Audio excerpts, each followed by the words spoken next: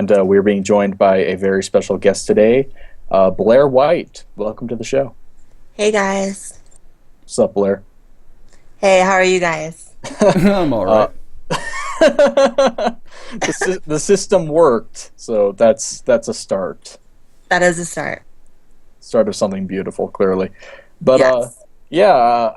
I approached you to get you on the show because I actually quite enjoy your channel, and Thank you. yeah, I was wondering if maybe for people who hadn't heard, we'll have a link to your channel here, but maybe talk about what your channel's about and what you do over there. Okay, yeah, so I started my channel just talking about feminism and SJWs and kind of just pointing out the holes in feminist theory. And I do some response videos and some personal videos, and it's just kind of whatever I feel like doing that week, I'll do. Nice. That sounds What fun. because you started relatively recently. What kind of made you want to do this? Well, I actually was friends with another YouTuber. Her name is Theron Meyer, and we do somewhat similar stuff. And she had me on a stream talking to her, and after I got done with the stream, I had a bunch of messages from people telling me to make my own channel. So I kind of just gave into that, and then it kind of just took off a lot faster than I thought it would. So it was fun. It's been fun. Isn't it? Yeah. Did you want to jump in, Hagbard? Yeah, it is a lot of fun, isn't it? So, It is. Like, I love it. what exactly made you want to start your channel? Well, I actually wanted to start one for quite a while, but I wasn't doing it because I guess there was a part of me that was like, well, what could I really say that hasn't been said a million times before? And then I kind of realized, like, oh, I can actually add, the trans perspective because that's really not out there at all. The only time you ever really hear trans people is when they're parroting, social justice stuff and feminist stuff. So I was like, well, maybe some people would be interested in hearing it. And then there's another side of me that said, well, actually, maybe they'll eat me alive because the internet isn't always receptive to trannies very much. But I was totally wrong. It's been, Isn't that a microaggression? yeah, it's been 99.999% amazingly positive. So, Nice. Yeah, it's strange because that negative perception, there's almost a complete conflation now with the social justice movement and the entire trans community. It's really, Well, really yeah, sad. they speak for women, gays, people of color, trans people, pretty much anyone that they can The use people as a who say device. that, for the most part, are like middle class white women, but they feel the need to speak on behalf of everyone else. I don't understand. absolutely. I've told this story on a couple of other streams before, but I'll say it again. I was in a sociology class over. I took a short little winter semester. I'm a computer science major, but I did a little mini session. Anyways, I was in this class, and a girl approached me after the class, and she is involved with the LGBT feminist group on campus. And she pulled me aside, and she was like, I want to talk to you about feminism. And keep in mind, that's very much like, reminds me of like a Jehovah's Witness coming to your door and trying to tell you about Jesus. But she started telling me how because I'm trans, I'm a part of the feminist movement, regardless of what I think and how I feel. So you're right. That is that aspect of like they think they can talk for all of us. Well, Yeah, they and I can, they think it just aren't has always a right. worse kickback. Sorry, Hagbard. I Go said they ahead. can talk for you, they just aren't always right. They're hardly ever right. It does have a negative kickback because I feel like, there are trans people out there like you who don't feel that way. In fact, plenty. But there is this perception by other people who are in the anti-SJW movement that trans people are bad, trans people are this, trans people are that. Trans people are comparable to other kin, like just ridiculous bullshit. Yeah, that was what I meant earlier by a little bit worried about the reception I would get if I started my channel, but I've come to realize, there are some people who tend to conflate that kind of stuff, but I find that once they actually hear me talk, they realize I'm not, batshit insane, and I'm not really comparable to other kids. Thank God. What do you make of transgenderism being called a mental disorder or a mental disease? Well, that is objectively incorrect. Transgenderism itself is not a mental disorder. Gender dysphoria, however, is a mental disorder, and gender dysphoria is something that is not exclusive to transgenderism. So you have people who aren't trans who experience dysphoria all the time. A lot of children actually do, which is why I'm not for children transitioning. Sure. Yeah, and so it's another common conflation that transgenderism is gender dysphoria, but it's not. So usually when people say, that being trans is a mental disorder, then I'll have the discussion, but it's a bit annoying that starting off the bat, they're just incorrect about it. And then I think, even if it was a mental disorder, what does that really what's your argument really? Because that's the strongest argument. Yeah, you don't go around to autistic people saying you have a mental disorder. It's not productive. Exactly. I feel the same way. It's regardless of whether it's considered on the books or off the books a mental disorder, it's not a way to take away from the arguments. That's the same as saying, yeah, well, who cares? You're in a wheelchair. Yeah, okay. What the fuck? What does that even mean?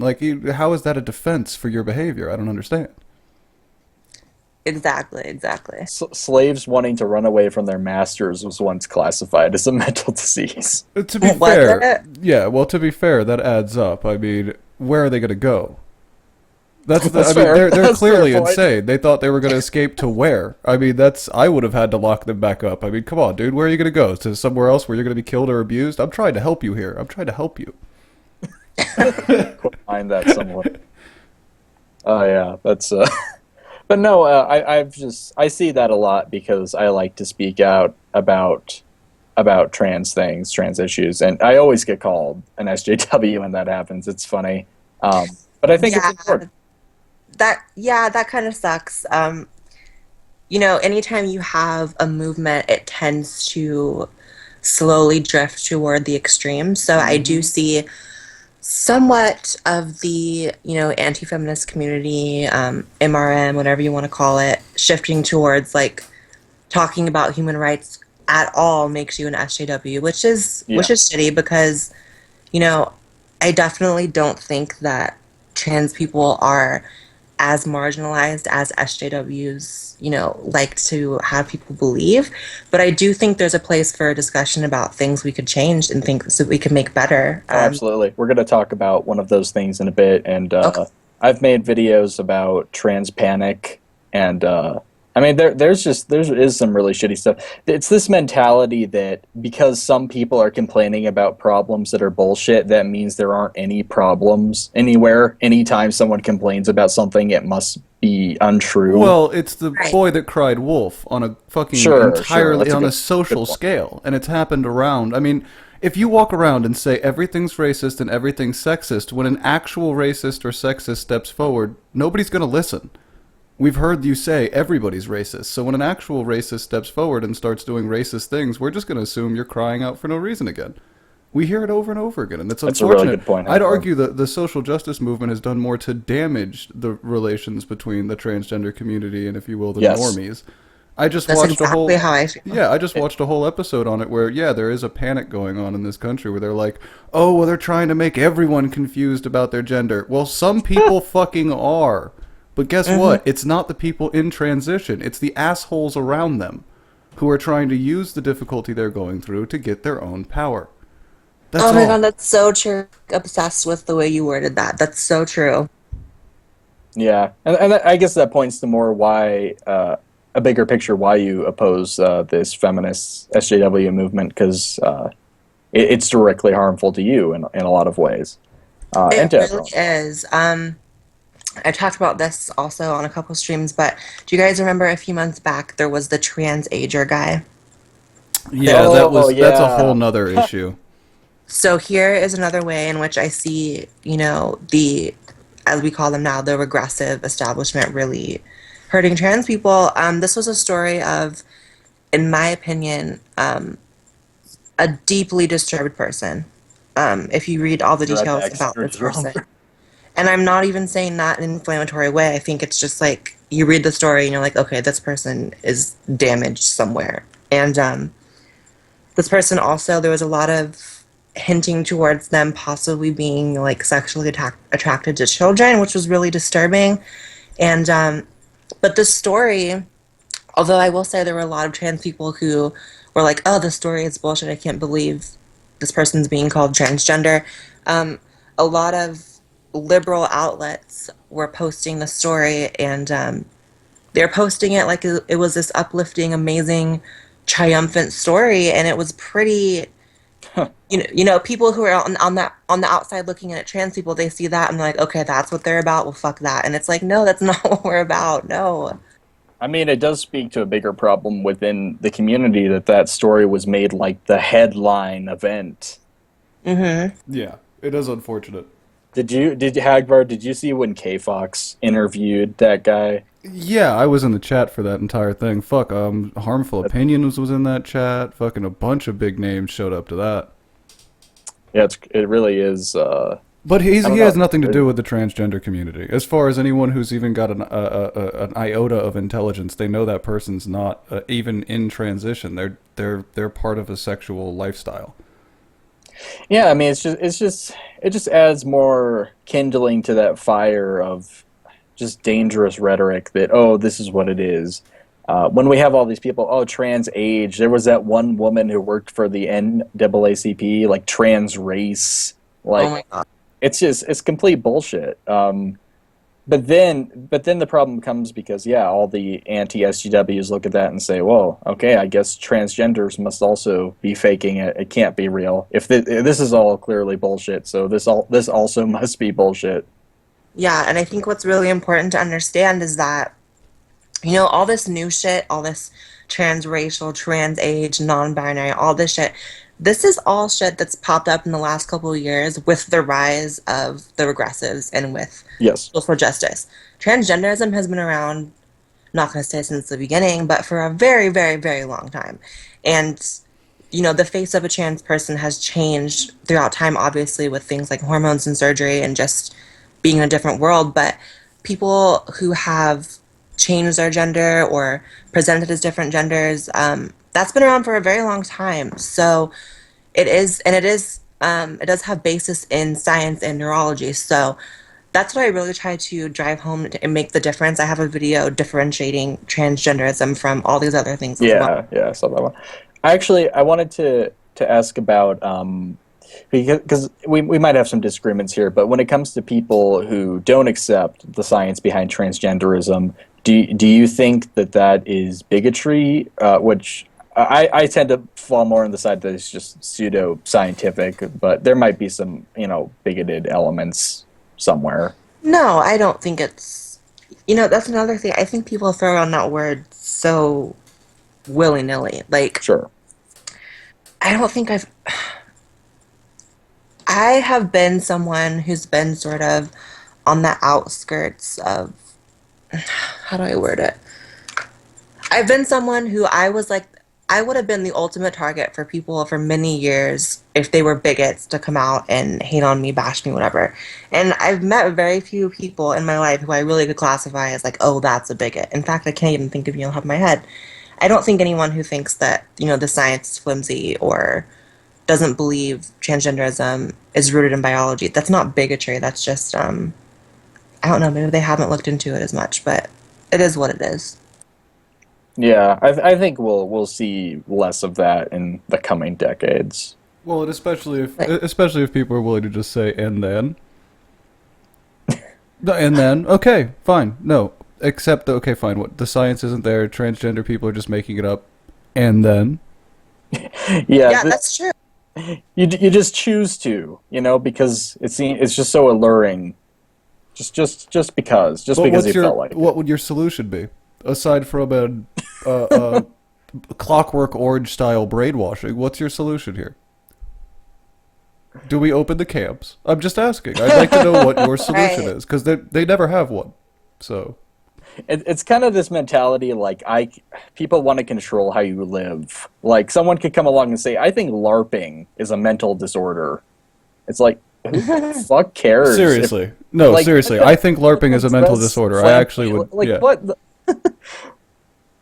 Can't we just? That's so true. Even if there was no, scientific evidence of, a transgender brain or anything like that, it's kind of like, okay, but we live in a Western society and people can do whatever the fuck they want, and that's why, even in my video where people feel like I, shit talked on people who identify as non-binary, I even said you can have, an identity as nuanced as you want, like.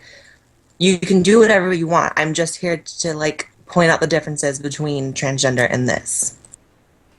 Yeah, sure. You're in the same camp as me. I don't care if you want to be a fucking pansexual demikin or whatever. I don't give a shit. Just know I'm gonna I'm not gonna play along. But I don't care. Yeah, I just don't like when it becomes like a chore for everyone around you. You know what I mean? So exactly.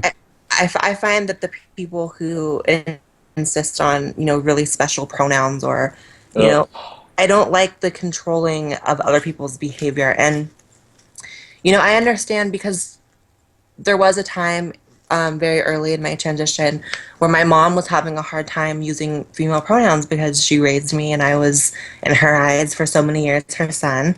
And she had a hard time with it. So I'm sympathetic towards that, that struggle of they won't use the right pronouns. But you can't walk through life expecting people to call you Z and them. It just doesn't work. You just can't do it. Well, you can, but you could expect to be very, very disappointed. Yeah, just don't, get hurt when they don't do it. And if you meet some people who are willing to accommodate that and they're really nice people, then that's great. But there's no way you can expect to go through life like that. And you're going to be triggered every 5 minutes. Exactly. And I think it's a different level for just, transgender when you won't identify. Like, look, people don't have to use the correct pronouns. I understand there's assholes out there. But, I don't know. I just think it's a different level. And it's just really incorrect. When we actually have scientific evidence behind this, I don't know. It's not like Z and Zen. Like, those aren't real things. Yeah, and what's interesting is before my transition, I was actually in sort of a headspace that was somewhat similar to these people who identify as something in between. I wasn't sure if I was going to transition, but I also knew that I didn't want to live as a male, so I don't know about on the fence, but I just didn't know what the fuck I was doing with myself. But at the same time, I didn't say that I was third gender. I didn't say that I was Z. I didn't say that I was non-binary, whatever. I just was me. And I think that's understated these days. It's just being you. You don't have to attach yourself to all these affiliations and labels. Yeah, I think people forget that throughout history, we actually had people who were doing the behaviors that we now have these specialized words for. And they just did it. They just did these things. And nobody said, oh, well, he's part of the transgendered community now. It was just, no, that's just what he's doing. That's what's happening. Get used to it. They're not going to change their way. That's what they're doing now. Get used to it. That's actually so incredibly true. I was reading about... It's in the Bible. It's in Deuteronomies. It's in Deuteronomies. The saying, men shouldn't dress as women and women shouldn't dress as men. They were dealing with it 2,600 years ago. It's not new, and it's not going anywhere. Get used to it. Yeah, and I was reading about the first person to have SRS, which is sexual reassignment surgery. It was a male to female, what we now call male to female. And this person had a movie made about their life, and it's a really cool movie. But there was no word for transgender back then. It wasn't the transgender surgery. It wasn't it wasn't a trans community. It was just this human being wanted this done. They went out and got this done, and they lived their life afterwards. Well, actually, she died because it was a shitty surgery. But she just did it. It wasn't like a. You get what I'm saying? Yeah. Yeah. That actually, I wanted to make a point. kind of related to that, but I have a friend who was telling me she does medical stuff, and there's sometimes being issues with transgenders when it comes to marking the sex box when it comes to surgeries. Have you heard about that, or did you have any feelings on that?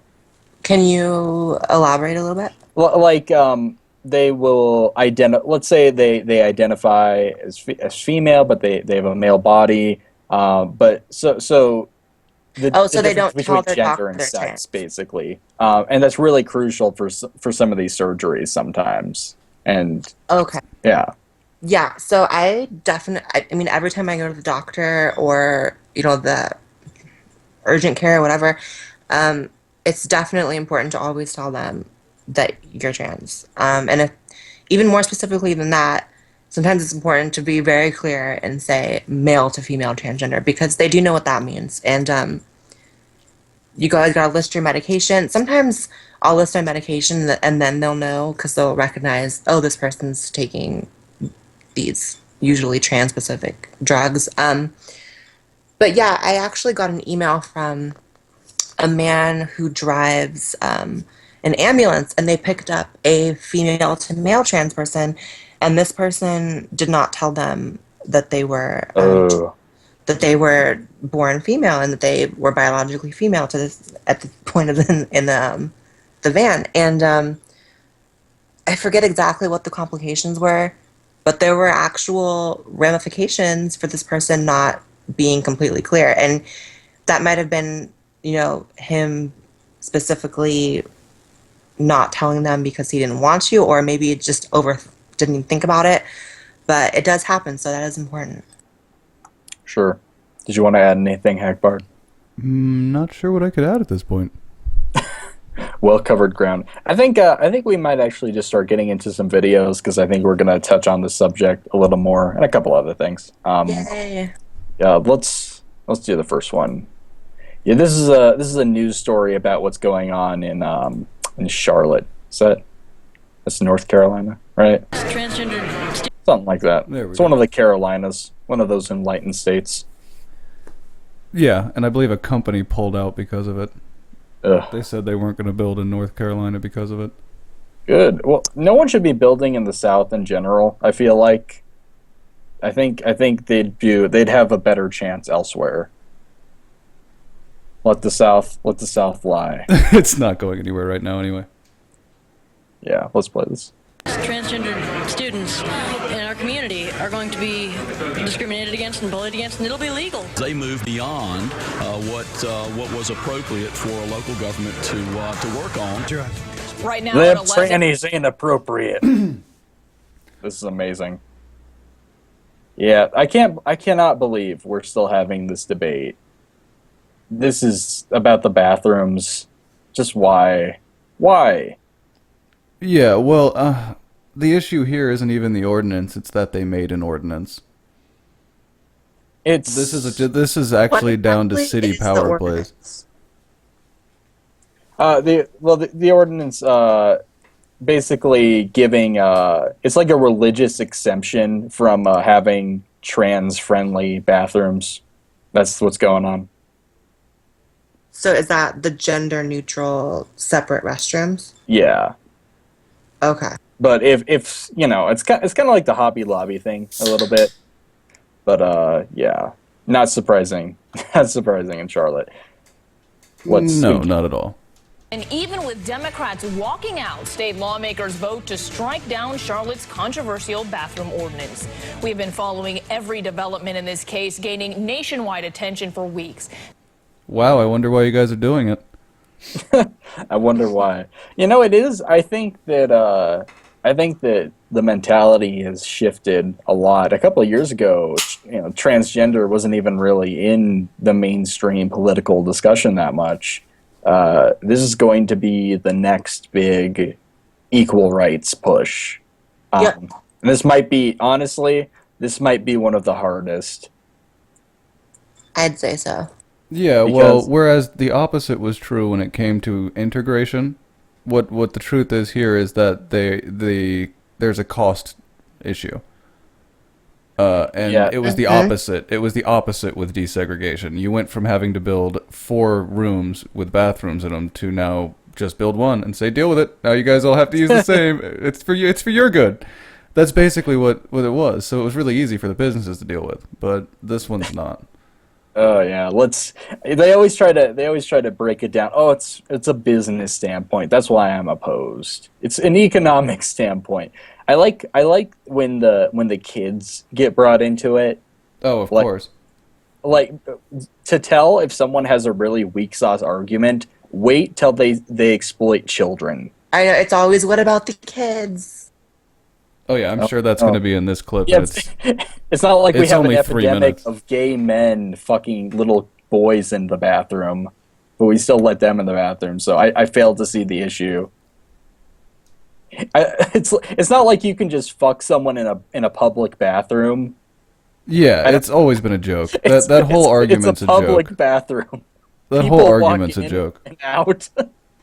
Yeah, these are not rape hotspots as it is. Like, No. And even if you were to go with that line of thinking that it's somehow like a sexual room, it's a room where shit goes down, then like it's like they're ignoring the fact that men are in the men's restroom, gay men are in the men's restroom. There's more gay people than there are trans people.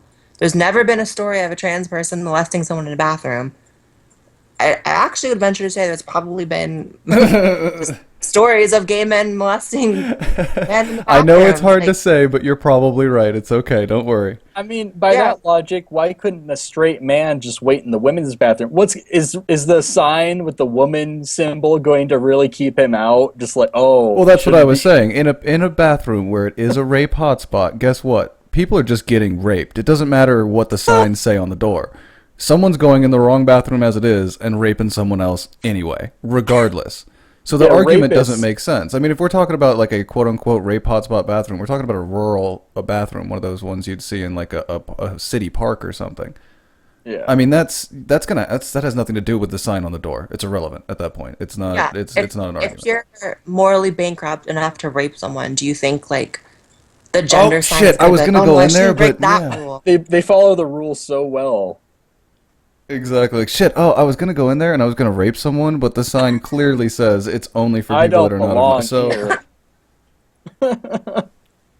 Good evening. I'm Maggie Newland. And I'm Sean Murray. Thanks for joining us. Governor Pat McCrory just signed the legislation into law within the past hour. New at 11, CBS North Carolina's Amy Cutler is breaking down the vote and what this means for cities across the state. She joins us live at the governor's mansion. Amy? Well, Sean, it started with Charlotte, but the bill that the governor signed tonight is a lot more far-reaching than that. Some saying that it's a big blow to the LGBT community. Fuck them. Bunch of freaks. I like that. It reaches beyond Charlotte. Oh, that's just amazing. More cities affected by this. Ugh. Well, it's just insane to see, for me, it's insane to see what a huge deal this is. Like, to people, when it's something that's always been such a non-issue to me and in my life. This isn't anything that me or any trans friend I've ever had has been like so freaked out about the way I see these people freak out about it. Yeah, they have it on the mind an awful lot. I don't know. They do. Yeah, we can keep going. With the Charlotte ordinance, it allowed transgendered people to use the bathroom that aligned with their gender identity. Republican lawmakers were quick to denounce it and held a special session. Yeah, I'm with the chat. I vote we go European style, and it's just male-female bathrooms. Fuck you, deal with it. It's just there are no more male or female bathrooms. Yeah, I agree with that. It's done. I've thought that for a long time. It's done. We're done with that. It's not like people are walking around naked in the bathroom. Just go in your stall. I do not. Okay. For me, another aspect of this I've never understood is why bathrooms are gendered in the first place, because everyone is in a stall. You can't see what anyone has. You want the truth? You want the truth? Urinals. Say that again? Urinals. Oh, yeah, that's true. That's the only reason that bathrooms are partitioned right now, is urinals. Yeah, I guess that's actually... just knock out all the urinals. Who cares? Yeah, well, I'm in a hurry, man. I don't want to have to go in a stall. Listen, if you make it any more difficult, I swear to God, I'm just pissing on the side of the building. I swear to God, I'm just not going to go to the bathroom. Well, that's part of your male privilege now, isn't it? I'm just letting you know that that is the next step. But the legislation the General Assembly was taking up became bigger than Charlotte. It stopped cities and towns across the state from enacting broader anti-discrimination measures. Anyone, quite frankly, with that intent could use this Charlotte ordinance as an excuse to be somewhere that we all know they don't belong. Oh my God. What the fuck, dude? Why would someone willing to make the morally bankrupt decision to rape someone, they would not be deterred by a fucking bathroom sign? They wouldn't. I don't know what world these people are living in. It makes me... I struggle for words, obviously, that this argument is being made in a public space. This isn't some ranting uncle. You know, this isn't some... Yeah, these are elected officials. Listen, man, if this ordinance gets passed, it's not... You're not going to enter any of the actual arguments in the entire world that could be had. Any of the even attempted economical arguments. No. Go straight to, they gonna rape your kids.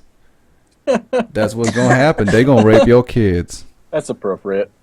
Ridiculous. If we are serious about really protecting kids from bathrooms, and we make it serious offenses for males to be in women's bathrooms, this bill does nothing to do that. As Senator Dan Blue spoke, his fellow... What about women in males' bathrooms? They never focus on women in the men's bathrooms. They never do. A little bit of internalized sexism. Which, FYI, happens much more frequently than the opposite. That's uncomfortable. Yeah. It's just true. Women, my own stepsister, my own mother, they've all used men's bathrooms in public without breaking stride. Just fuck it, I'm going to the bathroom, the line for the women's is too long, deal with it. No man in the world would do that. Like, yep, I'm going to the women's bathroom. Like, why? You want to get killed? You want to be drugged through the street and dead? Is that what you want? Right. And here's another aspect that I think these people freaking out, like, don't understand. And actually, I'm a little lost. So is this, if you've legally changed your gender, does this not affect you at all? Like, can you go into the bathroom if you change your gender? Because what people need to understand is that it's very easy to change your legal gender. It's very, very easy. You schedule a court date, you go in, you say, hey, I'm changing my legal gender, and they say, okay, and you walk out, and then you have a new gender. Yeah, you pay a little fee. It's just like changing your legal name. You pay a little fee, you go to a court date, you change your fucking information the state has registered with you, and it's hallelujah, see you later, and they walk away. Are your papers in order? I think these people forget that, like, your gender is actually, like, a legal marker. It's not just, like, you have a dick and you have a penis. It's, like, actually it's a legal marker, and you can change it more than once. If you want to know your gender, just drop your pants. That's all there is to it. Yeah, that's what that's what it kind of comes down to. Like, is someone going to pull my pants down? Because... Oh, God.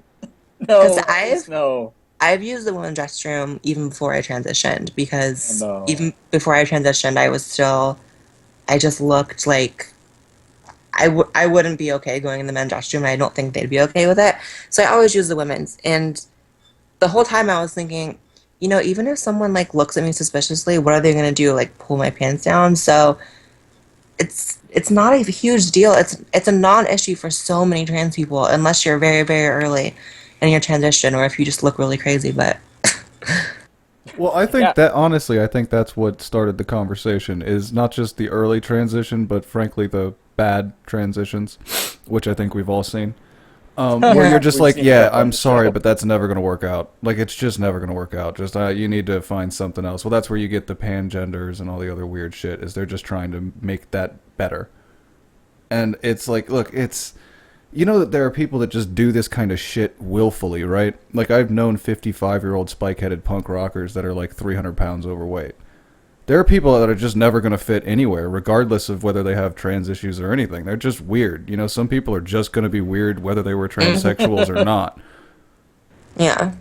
I honestly don't know the full extent of this law, if it applies to people who have already transitioned or not. But I think that goes into a bigger problem, that people like this just don't give a fuck.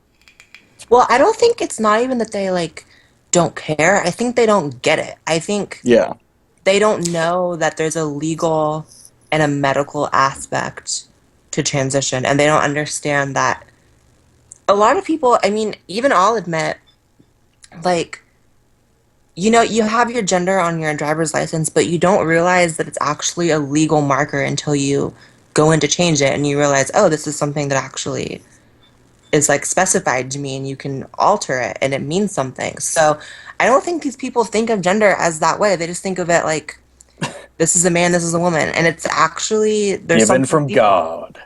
Yeah. Oh. Yeah, do you want to do some more, Hagbard? Sure. Democrats walked out. They say they only got to see the bill this morning.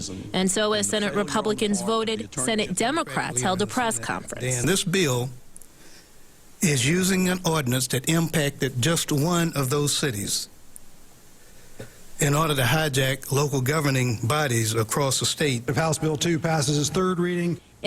I think the real secret to local politics is that it's so goddamn dull nobody can process it. And then things just get passed, and then it's like the carpet's swept out from under you, like, oh, I guess we should have actually voted. Shit. Yeah. A bunch of Republicans are in there now. Yeah, but if you listen to the speeches, yeah, it's pretty... not as monumental as they're hoping it would be, I feel like. Passed 32-0. It cleared the House earlier in the day. There are some areas that uniformity across the state makes sense for business purposes and for purposes of citizens understanding, what they have not only a right to do, but what they're expected to do. But tell that to high school freshman Sky Thompson. For him, this is personal. Transgender students in our community are going to be discriminated against and bullied against, and it'll be legal. It'll all be okay. I don't understand why some random kid's being interviewed. Yeah, not only that, but that's not true. And I think the news knows that. I think they're trying to show how that kid feels, which I understand. That's the emotional, the emotional factor they're trying to put in there. It's not annoying. It's annoying. And you said, I mean, like you said, I imagine most people who have transitioned don't experience a whole lot of issue here. Like you said, that's why there's so many bigger things. Like taking a shit and piss is not. I mean, look, I'm not. It's not what I want to talk about. Yeah. Yeah, and I've always joked, and one of my favorite gags about it has been, look, if you're trying to stop every mannish-looking woman that walks into a woman's restroom and check her genitals, you're going to get more false negatives than positives. Oh my god. Okay, funny story. I remember. Okay, so after I started my transition, I remember there was a time where I was like avoiding public restrooms. And eventually I was just like, fuck it. I just went into the women's restroom and I was feeling like nervous for some reason. Like I had done it when I was younger as a teenager, but for some reason there was just like this weird headspace I was in when I actually transitioned. I was like, oh, I don't know. I went in and the second I got in, I saw this woman who was like, I'm not even going to be mean, but she was so mannish. And she was like towering over me, so much broader than me. I was like, okay, I'm fine in here. If she's fine, I'm fine. Yeah, exactly. There you go. only on the Nightmare Fuel podcast. Okay, lovely. I think I've had all the emotional appeal I can take. Let's do my waking up story. Oh, this is gonna hurt, great. Isn't it, Reese? Yeah, it's Tim. We're doing another Tim video. So if you wanted more proof that the social justice movement was becoming religious, it's his waking up story, guys. He's woken up to the truth. Stay woke, Tim. Stay woke. All right, let's see what Tim has to say. I want to make this a quick video, and it's pretty difficult for me to make. That's right. Hold that monitor in. You got to make sure. You got to make sure you're not. There's like a bunch of fucking noise. Sounds like a college cafeteria, to be honest with you. Yeah. I wonder if people are looking over like, Mommy, why is that man speaking into his phone? I don't understand. They're just waiting for him to say Allah Akbar. Allah Akbar. Yeah. But I feel like it's important. It involves me kind of coming to a realization. Tim, put some bass in your voice, man. Let's hear you. Come on, man. Hey, are you questioning his manhood? No, the Hagbard video's questioning his manhood. I'm just watching the video. Shit. Oh, that was a bad jump cut, too. Don't do that, Tim. I don't like jump cuts. So for a while I've been involved in this debate about, you know, regressivism and like what a true liberal is and Muslims, and it's all sort of been mixed together. And, you know, I've had conversations about Sam Harris and Dave Rubin. I want to redub this with a rap song. I'm going to pull his audio out of it entirely and redub it and retime it so it looks like he's trying to rap. Yeah, white boy rap. Yeah, sorry, Tim. That's going to happen. When it comes to the discussions of the links between Islam and modern terrorism, we have all shredded you. I hate to tell you. I hate to be the bearer of bad news. But your Noam Chomsky world view of the world is really fucking stupid. That is all. And it's really been a back and forth, and I always felt like I knew the right way to think about these things. I kind of agreed somewhat with the Young Turks and sort of don't blame all Muslims and that kind of thing, but I don't know, I've just had a real change over the past few days thinking about these issues. No, it really bothers me because... going through changes. Is he transitioning? I don't know. Oh, no. It might match his voice. He's transitioning to a retard. Yeah, his medication's wearing off like Charlie. Oh. Once you admit on the internet, you know, I was kind of agreeing with the Young Turks on Sam Harris. Boom, you're done. Right. That's enough. That's enough. Yeah, Shut you've already the fuck lost. up, Tim. And it bothers me because he's really pressing that monitor. You can see the monitor headphone. He's really pressing that. And that means he can hear how loud the background noise is. And he's just like, fuck it, this is important. You know, I need to make this video now. He's inspired. Go ahead, Blair. No, I was just like, I couldn't even wait like till he gets home or something. Probably no Wi-Fi at home, maybe. But he makes all his other videos are from home. I don't understand why he's doing this one in public. He's live on the ground doing God's work, okay? Someone should edit this so he's mashing on the ones and twos. Tim the DJ. Awesome. Wicka wicka what? Yeah. You know, Dave Pacman from the Dave Pacman Show, he's going to join the Rubin Report, and Lalo Degach. You know, I'm blocked by Dave Rubin and I'm blocked by Lalo Degach because, I mean, I think I kind of annoyed Dave Rubin because I kept saying I don't agree with the term regressive. I don't think it's a real thing. We totally shredded Tim on that. Oh, Tim, you are a fucking regressive. There's your definition. Oh, Tim, I can't even take him seriously anymore. This is the most meandering video of all time. But it was what the super fuck are you important. Even talking about? Jesus, are we not? How far are we in? We're not even halfway. And I was sort of always trying to say, say, it's not because of the Quran. You know, Muslims, there's a lot of different Muslims, it's not all Muslims. And that sort of just became my mantra, and that was just what I was trying to... Oh my god, this is a fucking... Oh my god. Tim, did you just hear what you said? That was fucking stupid. You just revealed your bias. Oh, he literally just revealed his religious mantra. That says so much about your psyche, dude. I don't think you know that. I want to give him a hug. Wow. He is cuddly. He does need a hug. Oh. Pete, so I thought this idea of regressive was not accurate because I don't know what I was thinking, to be honest. Because I really started listening to what these guys were actually saying about beliefs and sort of being smeared, saying, oh, you're saying it's the people. But no, they're not saying it's the people, they're just saying it's the beliefs. And over the past few days, I just really thought about it. So I reread some But it is the people, to a certain extent. People who become invested in the beliefs. Yeah. I don't understand what he's even getting at now. Oh, I can imagine the big reveals coming up. I mean, this is like the longest build up to the saddest story in the world. I mean, come on, man. What a twist. We're at 2 out of 7 minutes, Tim. Come on, you could have whatever this is. You could have said in 3. I'm waiting for the bass to drop. Yeah, and then he can start dropping some funky, fresh rhymes. Just from the end of Faith, and I reread some parts from God is not great. And I really thought about that subtitle, how religion poisons everything, you know, it's kind of the destruction of rationality and pure thought.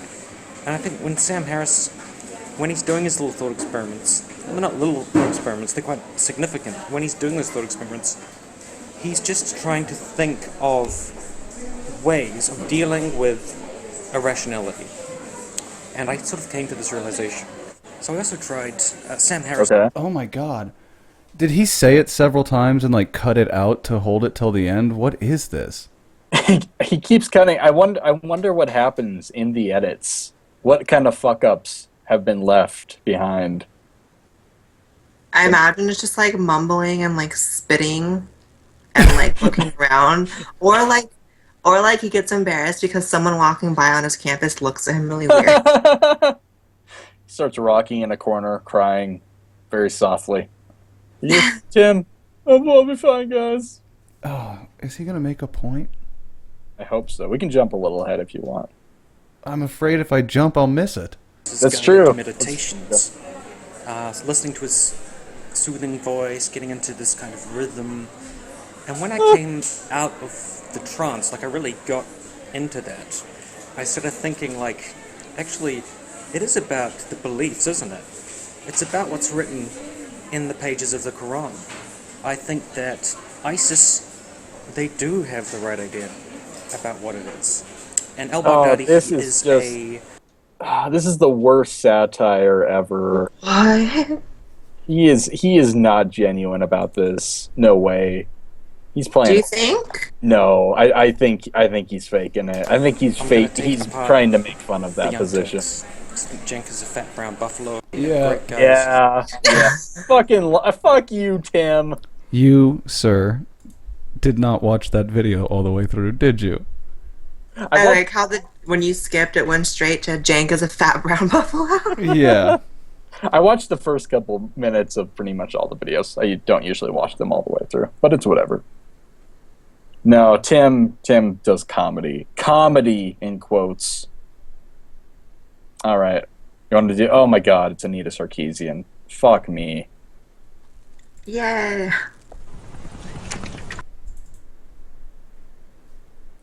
Oh yeah.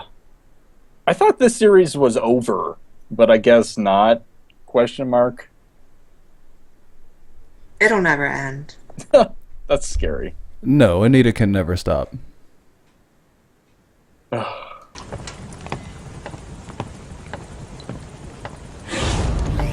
Bam. Yeah, I know, but that ass though. That ass. I like how that was like how she started the video to like portray something horrible, and to anyone except her and her followers, like that wouldn't be horrible at all. No, that's pretty much normal. Yeah, to them, it's like, oh my god, an ass. Not an ass. They're turning into the religious right. Yep. They don't want to do anything to do with sex. Is Women haram. cannot be seen as sexy. Do not They'll show start woman's wearing body. burqas eventually. Yes, do not show woman's body. It's haram. Right.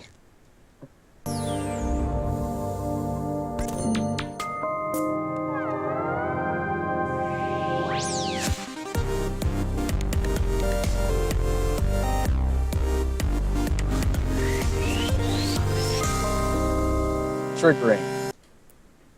Totally triggered by her music. I wonder if that intro ever triggers anyone.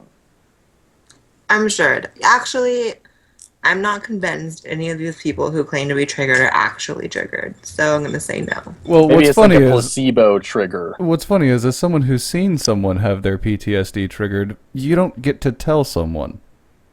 It just happens. You just have an anxiety attack. You don't get to say so triggered. It's not a thing. So you don't get to make a Tumblr post about it first? No. Oh, okay. Movement can be a powerful thing.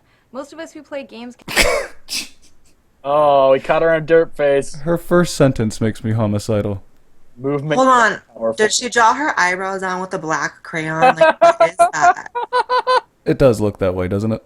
Like, girl, like, what? That sounds like a sexualized insult. Commenting on a woman's appearance. How dare you?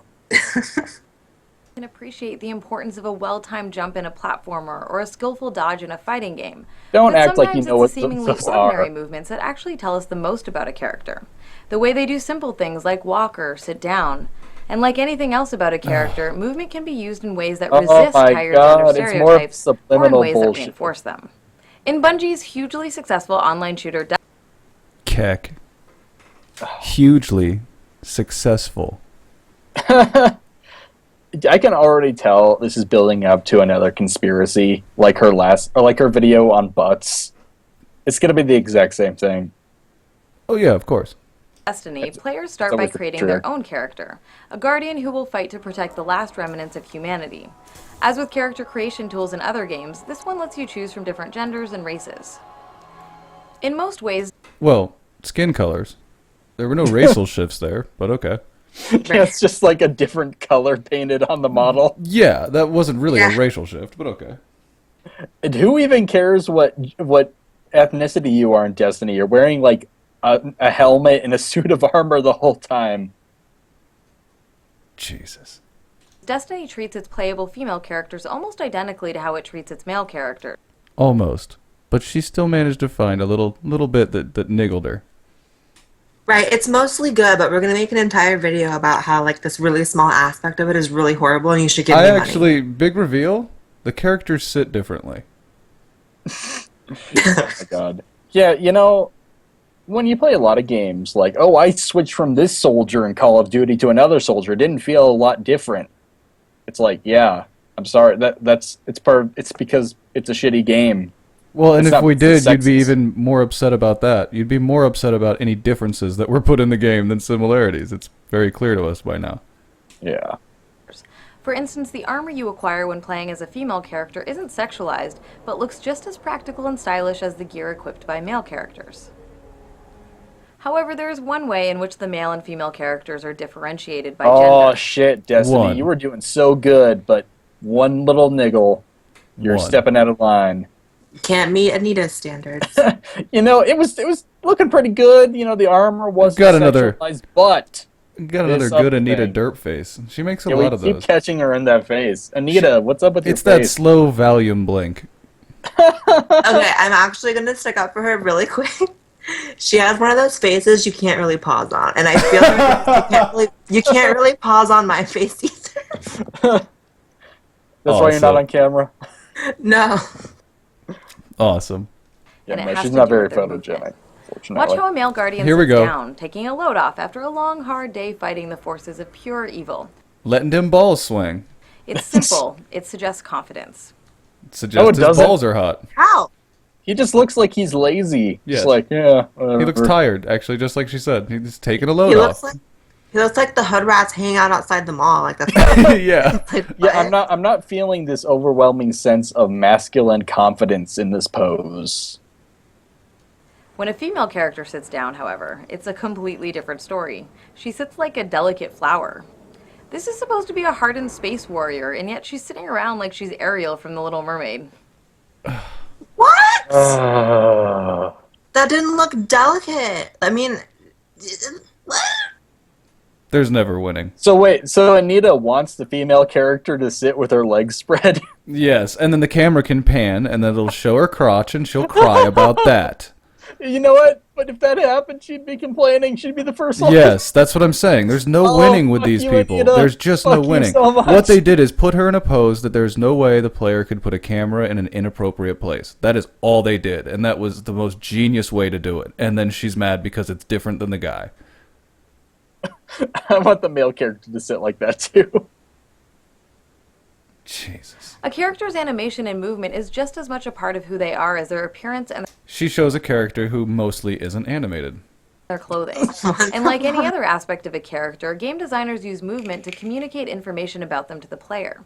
This isn't inherently a bad thing. Expressive character animations are just a way for the game to contribute to our understanding of who a character is and what defines them. She always reminds me of a hood rat that gets pulled over by the cops and is trying to use all the big words they know in every sentence ever. She always reminds me of that every time she does a video. It's like the codified doctrine of Islam. Yeah, exactly. Are you familiar with the actual codified documents of Islam? Is that like no? What are you talking about? Codified. What? Your face is like that every time you pause. I know. It's I think you're doing it on purpose, Hagbard. It's a skill. No, it is actually because she has slow volume-y blinks. She has like there are 3 or 4 frame blinks. It's not my fault, and I've done it because I've edited her videos. There's 3 or 4 frame blinks. Oh God. How a character walks, jumps, even how they sit down can tell us a lot about them. For instance, Ryu Hayabusa's precise and graceful movement conveys that he is a highly trained ninja. While the way Nathan Drake scrambles and fumbles in dangerous situations is meant to suggest that he's more of a relatable, ordinary guy. He's bad at it. That's the point. He's a normal guy who gets thrown into weird situations. That's the character. I wouldn't call Nathan Drake relatable. No, he's a dim-witted dick, and if you think he's relatable, you have a very low opinion of most people. What's she getting at? Let's see the reveal. Who just keeps finding himself in extraordinary circumstances. We were almost in that. By contrast, the way that women move in games isn't just used to suggest their confidence or their skill or some other facet of their personality. It's very often used in conjunction with other aspects of their design to make them exude sexuality for the entertainment of the presumed straight male player. Here's the conspiracy shit. I love that. Yeah, well, no, it's irrelevant. Even if that's true, who cares? What's your point? And you know what's interesting is, like, growing up when I was younger, like, I was very attracted to a lot of male video game characters because they were made to be, like, hyper masculine, really buff, like, often, like, lightly clothed. Like, it's the same thing. Like, all these characters, especially in these, like, superhero games or, like, shooter games, the characters are made to be, like, dramatically masculine or dramatically feminine. It's what they do for both of them. It's not. Yeah, look at fighting games. Only. Is she going to tell me that Nathan Drake isn't sexualized? Yeah, he's not some Casanova? Yeah, you don't want to get into that. If you don't think that he's literally the archetype that some women like, then you're dead wrong. But beyond that, it's just so ridiculous. It's hard for me to even process that she can call this sexism if what these people want is some sort of cultural, and everyone uses cultural Marxism, but that's not really accurate. It's cultural communism. They literally want everyone to be the exact same. They want this weird androgynous future where everybody just wears coveralls and calls each other by numbers. Oh shit. That sounds wonderful. I don't know why. They think entirely in the collective. Like, they want everyone to... They want drones. I think it's because a lot of it stems from insecurities. Like, they don't feel good enough, so, these other people are better than me. They aren't allowed to have that. You know, everyone needs to be... We need to have the lowest common denominator, basically. And it's just not going to work. Yeah, you have to drag everyone down to equality. Which would actually be an interesting album title. I was going to say band name, but it's a little too long. Yeah, but if you look at even fighting games, the male characters are huge, shirtless, muscled creatures. And the female that's realistic. Everyone looks like that. Yeah, and the female characters are all sinewy, thin, lithe, sexualized creatures. Why? Because both parties are looking. That's completely fine. I mean, when I'm playing Street Fighter, I want it to be a bunch of, like, blue-haired land whales. That actually might be fun. I would pay for that game to watch just the Jello physics. Holy shit! Man, the graphics in that game were fucking awesome. What the hell? Catwoman from the Arkham series has a deeply exaggerated hip sway when she walks. Oh my god, she covered this in the last video. Anita's so jealous. Catwoman is a character who was specifically invented to be sexual, you fucking moron! Yeah, well, Anita's just mad. Anita's mad her boyfriend got distracted by a Catwoman once. You mean John McIntosh?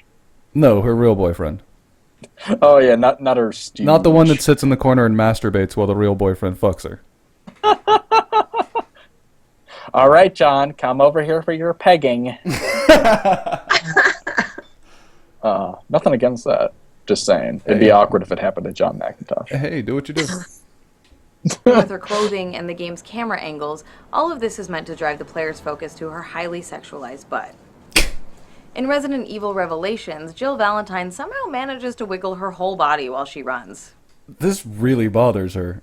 You can hear it in the way she talks. You know, that's just how people move, right? Yeah, and I have a question. What harm does it do? Like, even if these characters, even if we're to go with what she is saying, that these characters were specifically designed to be really overly sexualized women, what actual real life, real world harm does it do? Exactly. That's the other side. Is it's like, yeah, that's what I was saying earlier. Even if it is for straight males, who cares? Who cares? Is there not allowed to do that? There are games for every demographic. I mean, sure. A lot of times, I'll give her that they market to straight males because those are the people who are mostly buying games. Yeah, it's an industry. And if the other games complaining about Band-Aids that aren't black, it's like, well, you know, most people are not black, so. Oh yeah, that's crazy. Yeah, exactly. In the nations where these bandages are sold, that's the case. I mean, and in the nations where they're sold otherwise, they don't care. Mm-hmm. Imagine that. I mean, and like Teal Deer said, some of the reason they're that color is so you can see when they're dirty. You don't want a dark brown bandage that you can't tell if it's dirty or not. That's not a good thing. Just put some infected gauze on your wounds. Yeah, it's that's fine. Yeah, we keep going. In Assassin's Creed Syndicate, Evie Fry is a character who avoids falling into many of the sexualizing traps that some playable female characters do, but she still walks with an exaggerated hip sway. In Saints Row the Third, you can change your... What? No, she doesn't! Good pause. What the... Is that Caitlyn Jenner? Looks like it. Oh my god. Yeah, and the character she was just showing from Assassin's Creed was, like, completely covered as well. And didn't have an exaggerated hip sway. I didn't notice any hip sway at all. Listen, so basically, if you walk like a normal person, where you shift weight from each leg and your hips bounce slightly, that is considered an exaggerated hip movement. Yes. Yeah. Basically, if you can tell that the statistical probability is the person you're watching walk is a female, it's sexist. You shouldn't be able to tell, I guess. I guess that's the whole goal. Well, we can make Burqa the game. It would be amazing. Character's gender at any time. If you go to the clinic and swap your gender from male to female, you also come away with a newly sexualized walking animation, even though you're literally supposed to be the... Sexualized. Oh my god. Yeah, sexualized. It's not just how women walk. Okay, here's the thing about men and women. Men have more weight up top, so when they walk, their top moves more. Women have more weight on bottom, so their bottom moves more. That's just how it fucking works. It's not sexist. And the guy is clearly... He has some sexualization going on, a little bit. But she's not complaining about that. Well, he's not sexualized. He just looks like his sex. If a woman looks like and walks like her sex, she's being sexualized inherently. Yeah. I don't know why, but that's how it works. Apparently. The same character. Male heroes are allowed to simply walk like normal human beings in ways that... This is so inside her own head. Holy shit. She's putting her diary... It's literally... It literally is nothing more than... A man walks like men walk, and women just walk like women walk. Do you guys think that, like, she actually believes this shit, or do you think she's just gotten in so deep that, like, this is her income, so she's just doing it? I honestly can't tell. I think it actually might be a combination. Like, it might have been, like, a con thing at first, but it's been going on for so long, eventually you do start kind of believing it. Yeah, like so many radio hosts and things I've seen do it before. Yeah, like Glenn Beck. are average or strong or graceful or goofy. Meanwhile, motion captured animations for female characters often make them look as if they're walking down a runway at a fashion show in stiletto heels. Maybe, just maybe, you should have a discussion with all those motion captured women. You just said motion captured. They were dear. brainwashed. Okay, look, you don't understand. For They were. The fuck's sake. patriarchy pays well. Okay. For walking. That'd be an awesome job. Even when the characters are actually in combat situations. Oh Watching yeah. Another character that's meant to be sexual. Yeah. Wow. Not only that, but has gun boots. Those are fierce. Yeah, she has to kick her legs up at some point to use those. Yeah, I mean, it's an excuse, sir, but it still kills people. I mean, what do you want? That's empowerment. Shit. No, she's the victim, even though she just killed a bunch of whatever angel guys. Yeah, yeah. Well, at least she was just killing men. Oh, yeah, that's fine. Characters in movement animations, you'd think that the director of the motion capture session directed them to walk like a model instead of a hardened space warrior, or master thief, or bioterrorism agent, or crime boss, or vampire, or assassin. Well, that's the thing about female warriors. I mean, there really is no such thing as a female warrior. So these are imaginary characters to begin with. Like, women are not warriors. That's just not what it is. So obviously, the characters that are warriors are going to have like dramatically feminine features because they're not men. Yeah. I like how cherry picked this is. Look at the cast of characters she picked.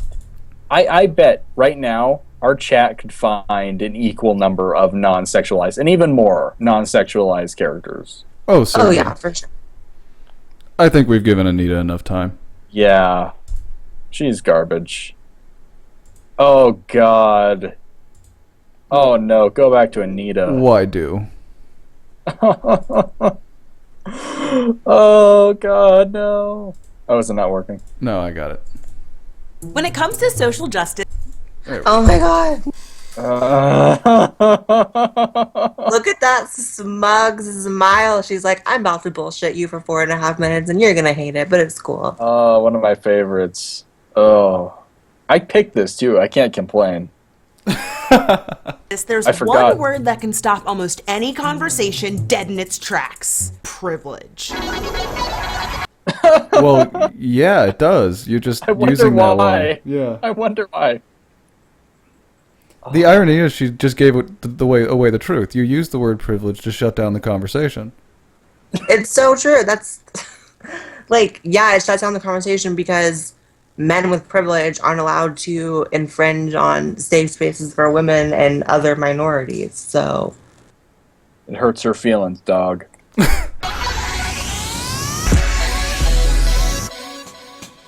If you've ever stumbled into a conversation about racism, you've probably heard Nobody does that. I just walk into conversations about racism all the time. Yeah, I just stumbled into it. I didn't. I was just sitting here. You guys here are discussing, the history of Jim Crow, and I happen to wander in, like, hey guys, what's going on? Oh yeah, we're discussing the history of Black oppression in the United States. And I would like to chime in. Oh, yeah, about that. Caucasian, so... Yeah. Let's be honest, discussions about race don't get stumbled into. Usually they get jumped on people. Infringed upon me. the phrase white privilege, which has been ruffling feathers since the phrase became commonplace in the 1960s. The concept of privilege isn't limited to race. Well, when it would have been more applicable in the 1960s. No, the world hasn't changed. No. Not even one bit. No, not even the demographic numbers in America shifted dramatically since the 1960s. No, that didn't happen. All right. But when it's brought up, no matter who you're talking to, too often the response isn't very friendly. Privilege? How dare you? So what exactly is privilege, and why does talking about it make so many people so angry? Well, it's the privilege of not being racially obsessed. I understand. It's just... That is a privilege for us, I suppose. Yeah, I'm just not racially obsessed. We do talk about race a lot on this show, so maybe not. Maybe not for us specifically. Black I think people get upset about that. Because, well, that's a new graphic. At least this is black cis male. Yeah, amazing. I'm actually surprised by that. But no, it is a little offensive because I do feel like it limits me to my race or my gender. You know, I think we were discussing this earlier. Like, yeah, how about we just be people and have conversations? Why do you need to subdivide us and then we have the conversation? Seriously. Privilege is defined as a special right or advantage available only to a particular person or group of people. In the context of social inequality, it means that some groups of people are treated better than others based on their race, gender, class, sexuality, or physical ability. Now, here's the thing about privilege. Everyone has it. You've got privilege! Oh, You've got privilege! So basically, that's her way of saying, we've seen a lot of people do that. Basically, I am exempt from taking advantage of the privileges I don't have because I do have privilege. It's kind of like I acknowledge some of my sins so then I can get away with stuff later on. Oh my god, that's so true. That's like, you think about in the religious aspect, like saying your prayers and praying for forgiveness. In this world, it's checking your privilege. They are a cult. Yeah, it's like what Christians do. You say, I beg for forgiveness, Jesus, and then you go see some hookers that night. Like, and then, okay, I'll go to church next week and we're fine. Yeah, it's really is. It's very much a religious ritual because it doesn't mean or do anything. Exercise your privilege, Satan. Yeah, I mean, even the Amazing Atheist, as much as I may find him hit or miss, he even made his white privilege video where he's whipping himself with the belt. That was an accurate metaphor. It is so true. So many people are willing to self-flagellate rather. It's really sad when you see how just bent over some of these white male feminist allies are. It's really depressing. It's self-loathing almost. Like Steve Shives, Jesus. Ugh. Yeah. I haven't seen any of his stuff, but I've heard people say some things about him. Some very kind things, I imagine. Blair, I have bad news for you. You are blocked by him on Twitter. I am? I guarantee if you check, you were blocked. That's kind of like Brianna Wu. Like, when I first learned who she was, I was like, oh, let me look at her stuff. And, like, you are blocked from this account. I'm like, oh, never talked to her. What were you saying? They're all for conversation, though. They don't want to shut down. Yeah, no, of course. I just wanted to clarify, because I felt like I was kind of giving off a bad vibe about SJWs. They really get a bad rap. They're all about conversation, diversity of ideas, that kind of thing.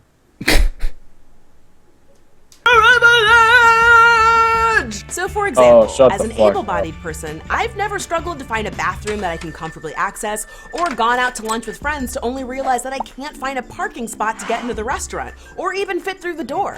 When I turn on my favorite show, I can watch and enjoy with ease because I don't require captions or... What do you even say? That's the thing about privilege. You can apply this idea of privilege to anything. You can apply right-handed privilege. Like a lot of things in the world are built, because most people are right. I have breathing privilege over all the people, over in the graveyard. I'm doing well on my respiratory system. Yeah. It's absurd. It really the sad part is this is where they've stolen it from. The privilege concept comes from the ASL community. It comes from the community of people that actually have disadvantages that are physically built into who they are. This is truly where it all comes from, and then they've co-opted the idea from these people. The same way that this movement has co-opted the struggle of the gays and lesbian groups, and the same way they've co-opted the struggle of so many other groups.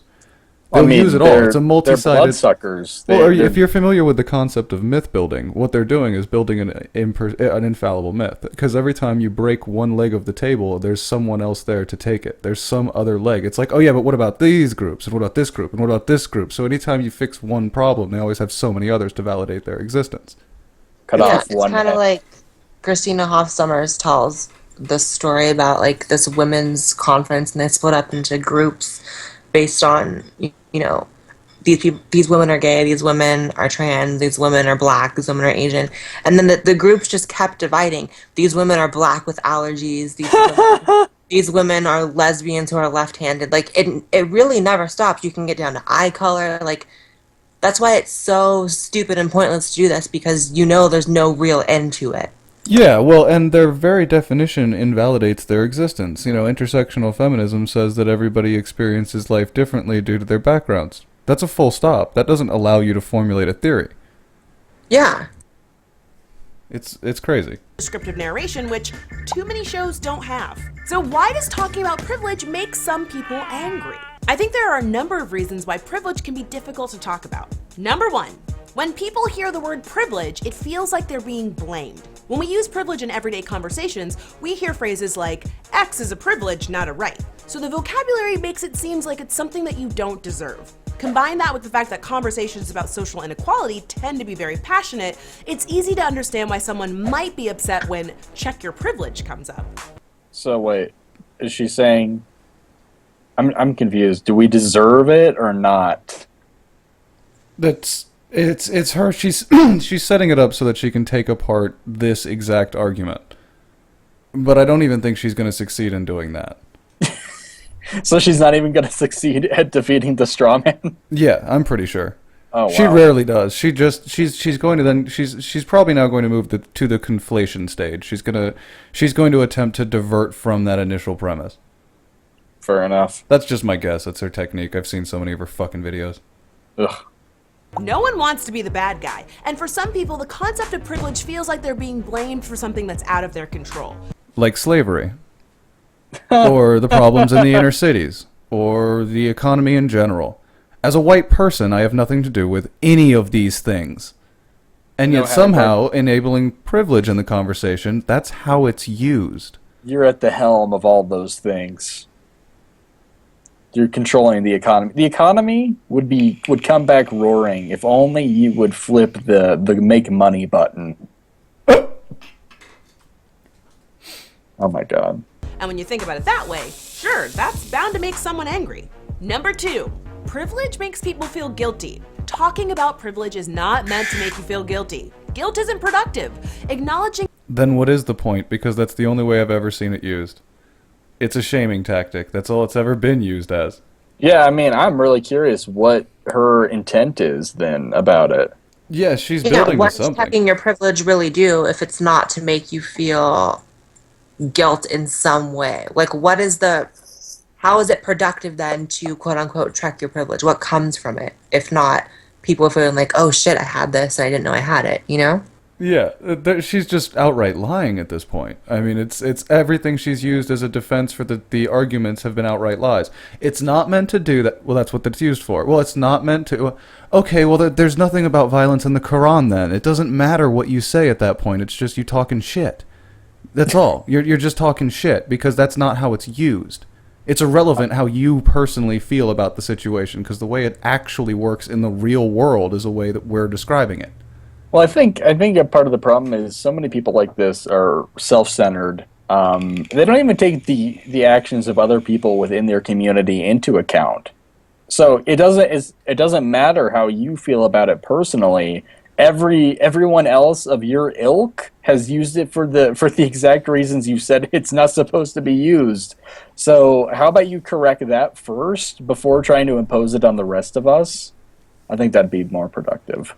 It's just as bad and you as can always find someone with like more quote-unquote privilege than you. There was this one YouTuber, Cat Black, and she did a post about me. And I'm like, okay. Jesus Christ. She made a Facebook post about me and how I'm like problematic, and adorable. We actually go like way back. Like we were in this Facebook group like 3-4 years ago before she was even on YouTube, and she made a post about me, and I got into an argument with one of the girls who was posting on there, and she was also trans, and she said, "This is why I don't like white trans women. You guys just suck up to white cis males and you want to suck their dicks." And I was like, "What are you talking about?" Oh yeah, that's on your Twitter. And I was like, "Girl, we're both trans. Like, we're both living the life. Like, calm down." She's like, "No, I'm a trans woman of color." And I was like, okay. And she was like, "Also, I'm disabled, and you're the reason why I can't get my disability money." I'm like, what? It was crazy. In what way is she disabled?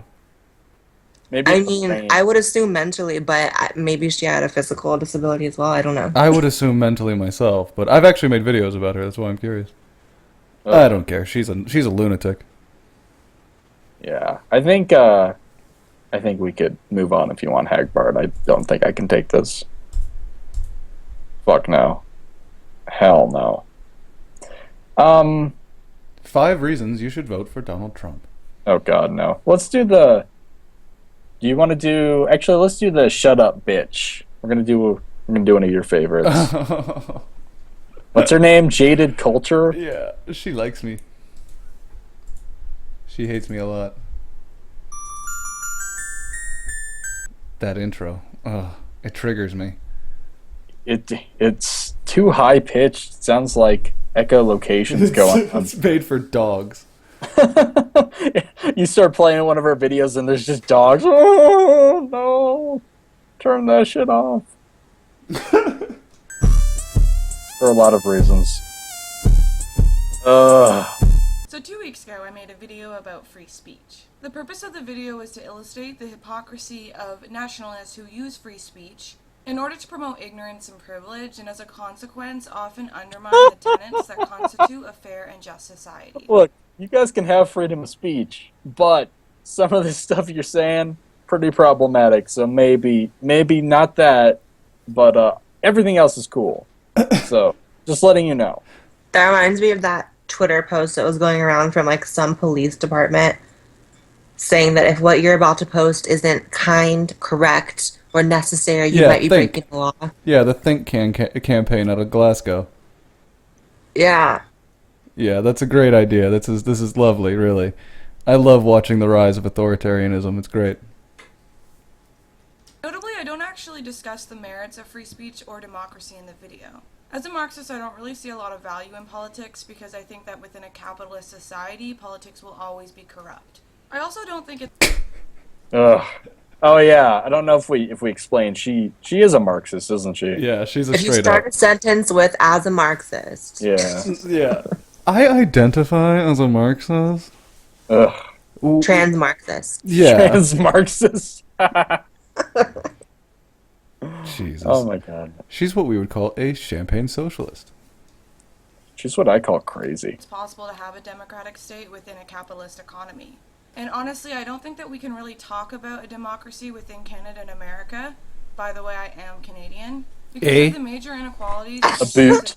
Like we couldn't tell. Exist within our educational systems, our healthcare systems... Your beauty salons, apparently. Oh. Look at that hair. It's like it was done with a butcher's knife. I don't know what chopped up, honey. Yeah, it's literally like someone just took an army knife and was like, I've got this covered. Like the butcher from Child's Play 3, or no, not the butcher, the barber. That's who did it. Our legal systems, yeah. and so on and so forth. Due to major issues in our social structures and institutions within North America, I think that any discussion of free speech or democracy would be purely philosophical, since any discussion of the practical implications of these things would require that we live in a... Wait, free speech is not reliant on anything. Why do people think free speech is reliant on something? It is... You're born with it, just like the right to bear arms. That's what rights are. How do people not understand what rights are? Fuck. And can we also talk about how she's so pessimistic about living in North America, like in a Western society? Is there anywhere better? Yeah, kindly fuck off to Southeast Asia if you'd like. Like, is there anywhere better? I'm genuinely curious. Like, I'm doing a response video soon to this girl who just, like, kept putting down, like, well, you know, in a Western society, we're all raised to be transphobic and racist. It's like, is there a society where it's better? Does Russia qualify as a Western society? Right. She wants to go back to communist Russia. Does China qualify as a Western society? Because both of these nations are racist and sexist, just as much as any other nation, if by their definition of the word. There's nowhere for you to run, sweetheart. Well, I mean, these people are so Americentric in general, or Canadian-centric. Yeah, we can keep going. World in which the ideologies of individualism and liberalism actually existed, and we don't live in that world. The point of the video is actually to discuss the fact that many privileged people within society use free speech as a means to discredit the... Cool audio balance. Cool jump cuts in the middle of sentences. I just imagine like something happened outside that window, and then she just kind of drifted off for a second. She doesn't look like she stays focused well. Her eyes are completely empty. I imagine her, reading some goth poetry. She probably was a goth. No one really understands my plight. She probably is an ex-goth Marxist. That adds up. The experiences and voices of marginalized groups and the socially powerless. As the comment section on this video illustrates, I don't think this could be truer. And honestly, as a sociologist, I couldn't have asked. What the fuck was that? As a sociologist, okay. As a, I'm looking for the word sociologist. Okay, friend. I believe you. I believe you're a sociology student. I'm a theologian. That's insane. I mean, I believe she's a sociology student, but I also have, if I remember correctly, she's under 25. You're not a sociologist. You're a sociology student.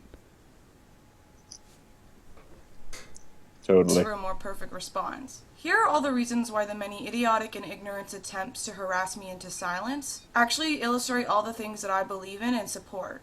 About 90% of the viewers of this video were male, and I am a confident, intelligent woman who is both very educated and very feminine looking as well as young. This tends to threaten men. It threatens them because Why? I am deeply threatened by her.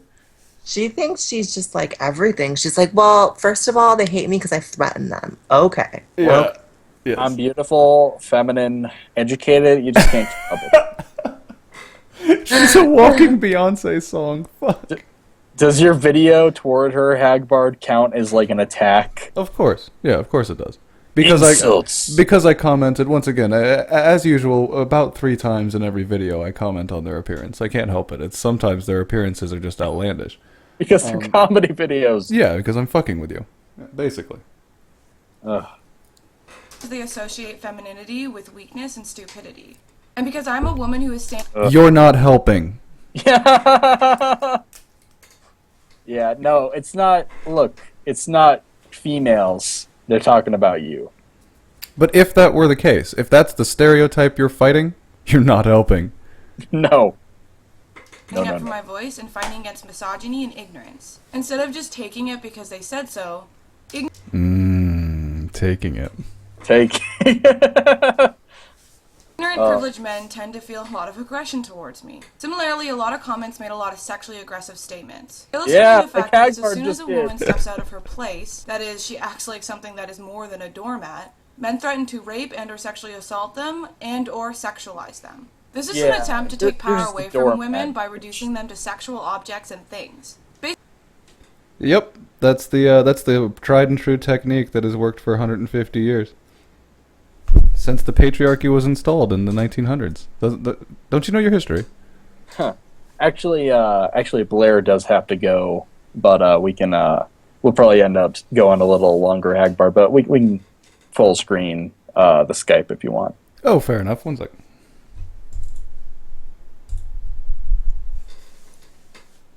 So thanks for joining us, Blair. It was a lot of fun, and yeah, you're always welcome back.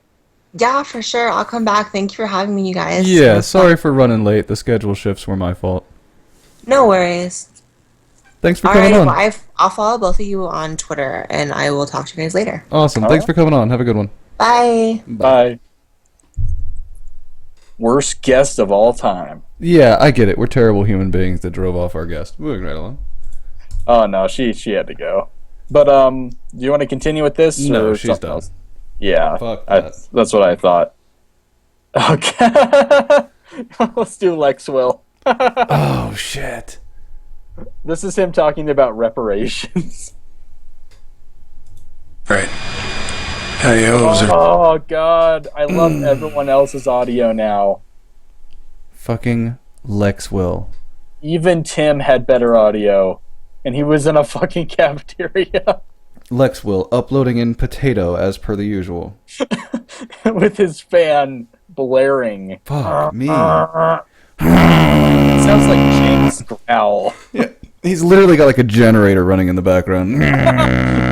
Because he's off the grid, you know? He has to have his own power. Everybody doing? I hope you're doing good. I want to talk to you a little bit. Really? Hold up. You want to talk to us on the internet?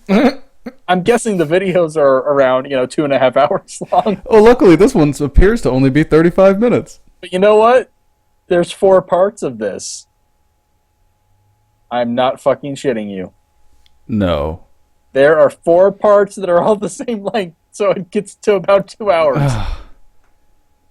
and it looks like they were all recorded in the same location. Well, out of curiosity, does it appear as though Lex Will's taken his meds today? Or any day? Dumb things that's happened yet, Hagbard. This man walks among us, remember that. It's down here. Get that horrible fan out of the way for a minute. I want to talk to you guys. Oh, there is a horrible fan. Yes, sir. You usually don't just get it out of the way. Fans are the enemy of audio recording. Fans are Satan. You need to get rid of that fan. It needs to be off. I'm just going to get this fan out of the way. Meanwhile, the computer he's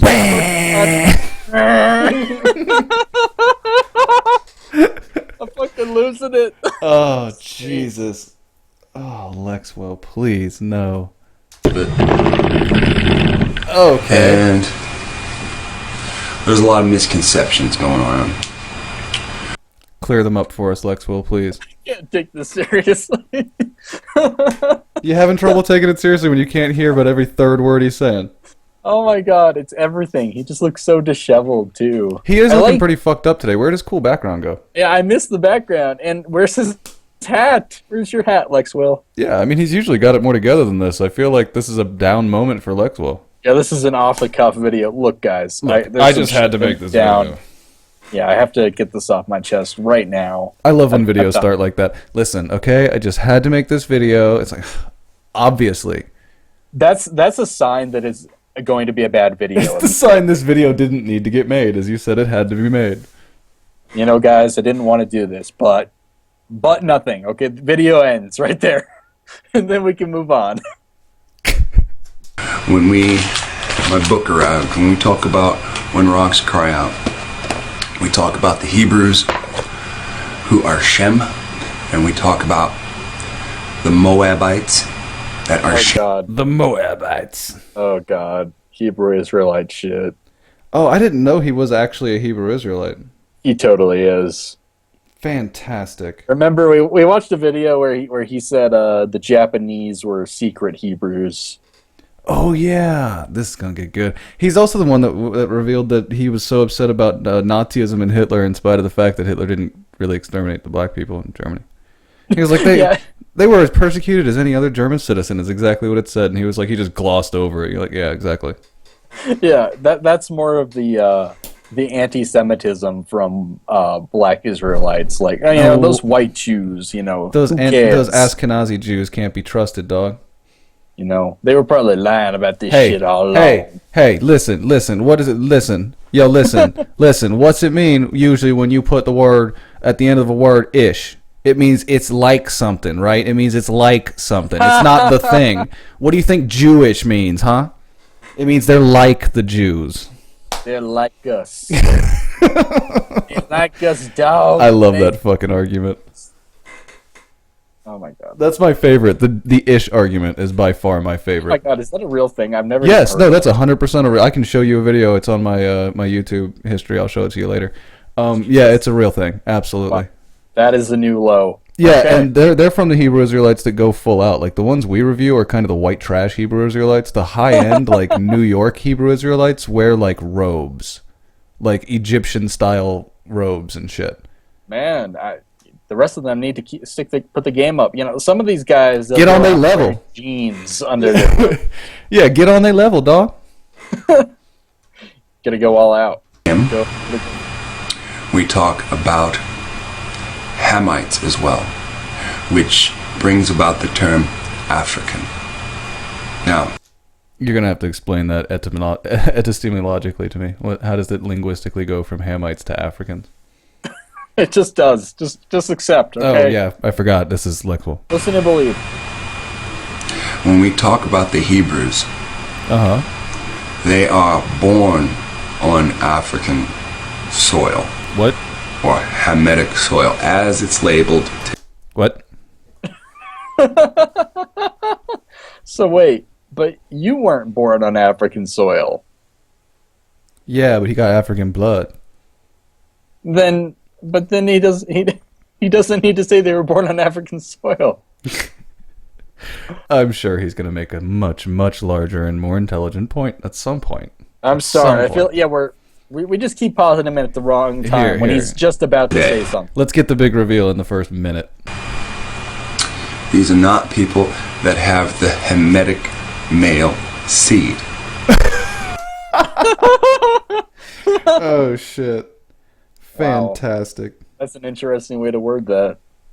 It really is, especially considering in Judaism, no matter where you look at it, except for the Hebrew Israelites, every other academic study of Judaism has the labeling of ethnicity passed through the woman. That's sexist, dog. It's the only way you can guarantee it. Think about it. It's true. Any other way, someone could have gotten cuckolded. One way or another, you know for without a shadow of a doubt, the woman giving birth is the mother. You got no idea who the father is. You can have a bunch of claims as to who the father is, but you don't know who the father is. That's pretty racist, Hagbard.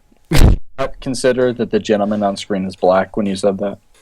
I didn't consider that Lex Will. I didn't consider that Lex Will might not know who his father is. No. Oh, really? That sounds like more of your white privilege seeping through because things like that. Do you, Hagbard? You don't have to think about your fatherhood. That's white privilege. Nigga, that's racist.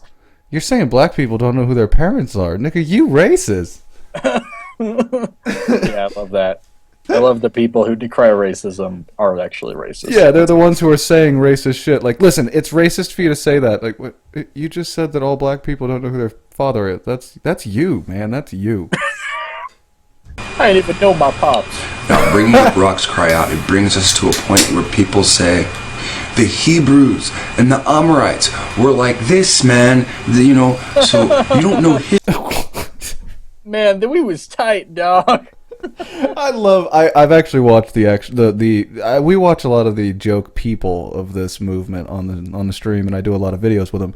But that's only because the actual quote unquote educational portions are hours long, 4, 5, 7, 8 hours worth of video explaining the true history of the world. I've watched these. I've watched several of these. They are hilarious. And I would advise anybody. I advise anybody to go watch a 2-hour stream of a Hebrew Israelite that starts with a flaming lion. If you see the flaming lion, you know you're in for some good shit. Oh my god. Want to jump ahead a little bit? Sure. Let's see if it goes anywhere. Yeah, I feel like we're not getting. Hey! Much. Wow, he looks really stoned. Yeah, bruh. The Amorite. Oh, okay, if he's gonna make a list, we've at least got to start. Oh, another good face. I mean, honestly, just in all seriousness, just genetically speaking, this dude is like a mulatto at best. I mean, he's not black per se. Like one more generation, he would pass the brown bag test. I mean, what do you want here? And he did. In fact, I made one video that highlighted one particular Moor that was enslaved and freed. Oh no. Oh no. We jumped to a good part. Wow. We got good. Look. The Egyptians are not Hebrew. They enslaved you. The Amorites are not Hebrew. They enslaved you. Just because they got wool hair and dark skin don't mean they're your fucking friend. I like how passionate that was. Yeah. Oh, race war within the black community? What are we doing here? It's a purity test now. Yeah, how does one... is he talking about the what are known as Asiatic blacks, as the Nation of Islam likes to say? Is that his warring group here? I hate to tell you, Lex Will, but you are not a Jew. I'm sorry, but you're just not. No, man, he the real Jews. They just Jewish. Oh. I love the irony. He's gonna run this purity test when they aren't Hebrews. They aren't. Yeah, well, it's something that the black, the Hebrew Israelites, the black supremacists, and the white supremacists could all get together and agree on. The first people that need to go are the Jews.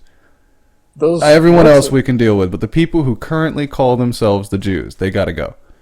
What's up? What's up? I mean, we had Allison on the show. What's fucking wrong with the Jews? What do they ever do? I don't know. I actually get random troll comments in my section about like, oh, that's right, good goyim. Don't look at the Jews. Only see the Muslims. Like, holy shit! It's like a guy with the Happy Merchant or Glee from Merchant avatar, and that's all he leaves is just comments like that. I've seen him a couple hundred times. That's awesome. Yeah, he's that's all he says is things like, awesome. That's right, be a good goy. Goyim. Oh, Jesus. And don't mean that they want the best benefit from you. Moab is dark just like you. You know, the people with the raccoon eyes?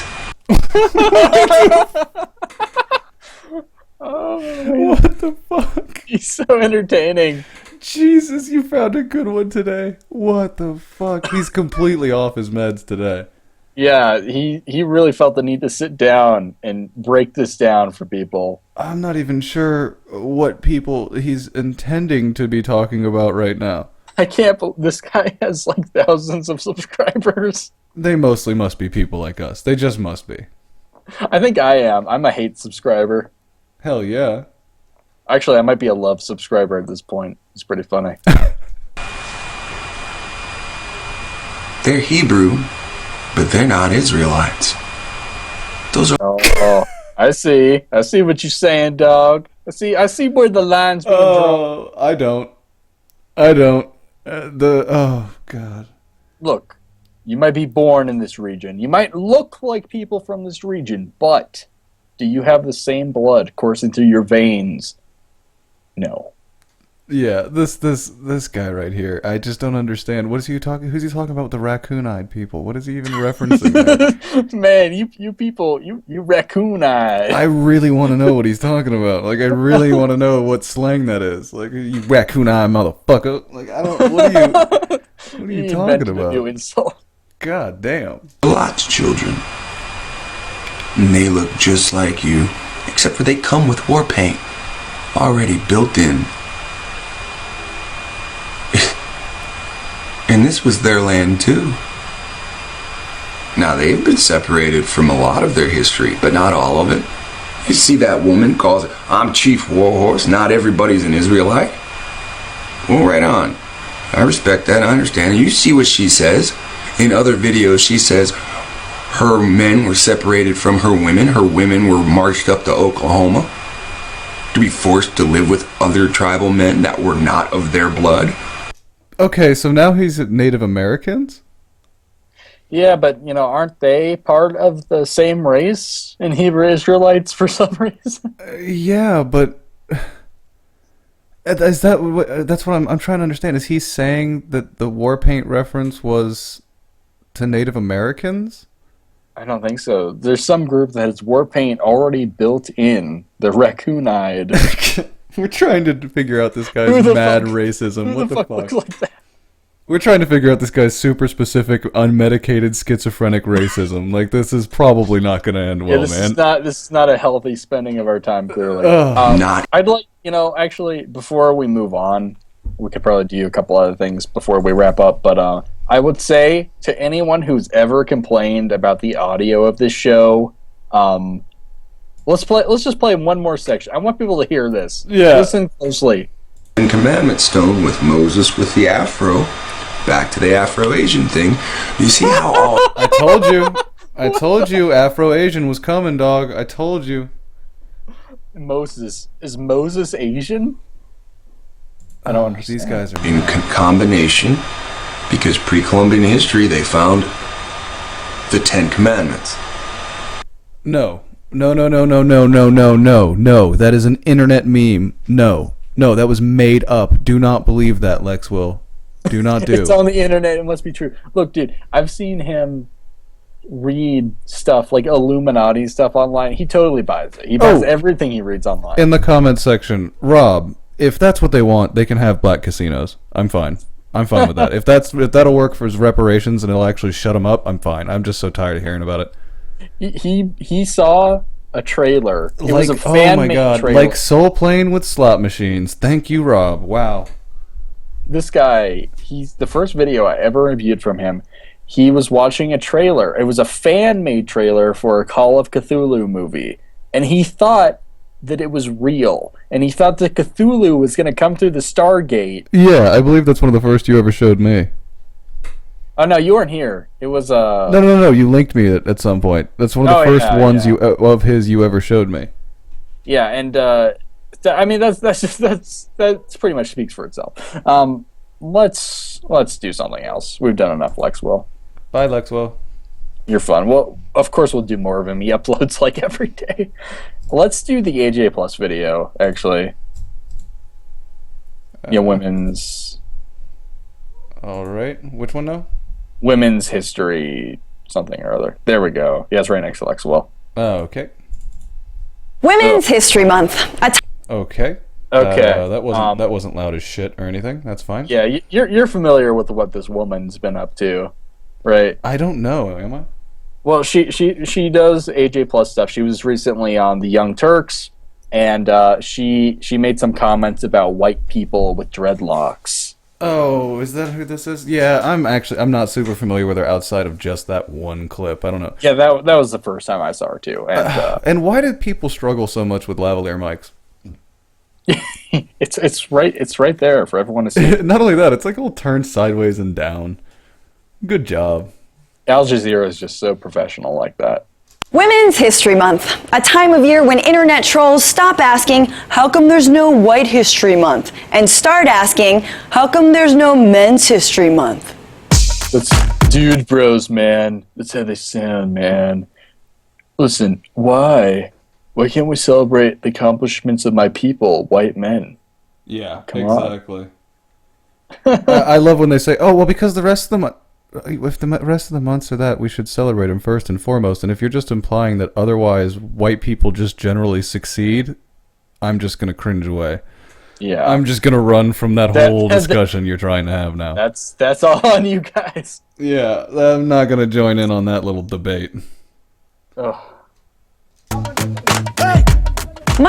Do we have to celebrate all women? I mean... This sounds like it's going to get oddly misogynistic. This is going to get weird, isn't it? And why do they all have Francesca? Does that name do something? Does that name torture you into madness? Is Francesca just a name that makes you into an unbearably pretentious cunt? Is that just what that name does? If you're named Francesca, you deserve to be hung? Is that what this is? Is that what I'm gathering from this, just statistically? That is what this is, dude. Like Black History Month, celebrating women seems like it should be a year-round thing in the form of equal pay and accessible abortion. Oh my god.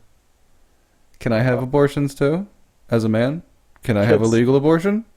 No. I don't like the conflation either. Yeah,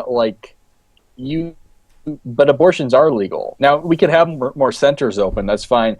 But that's not the fault of men, that's the fault of stupid Republicans. Blame them. Don't blame us all. And you have equal pay.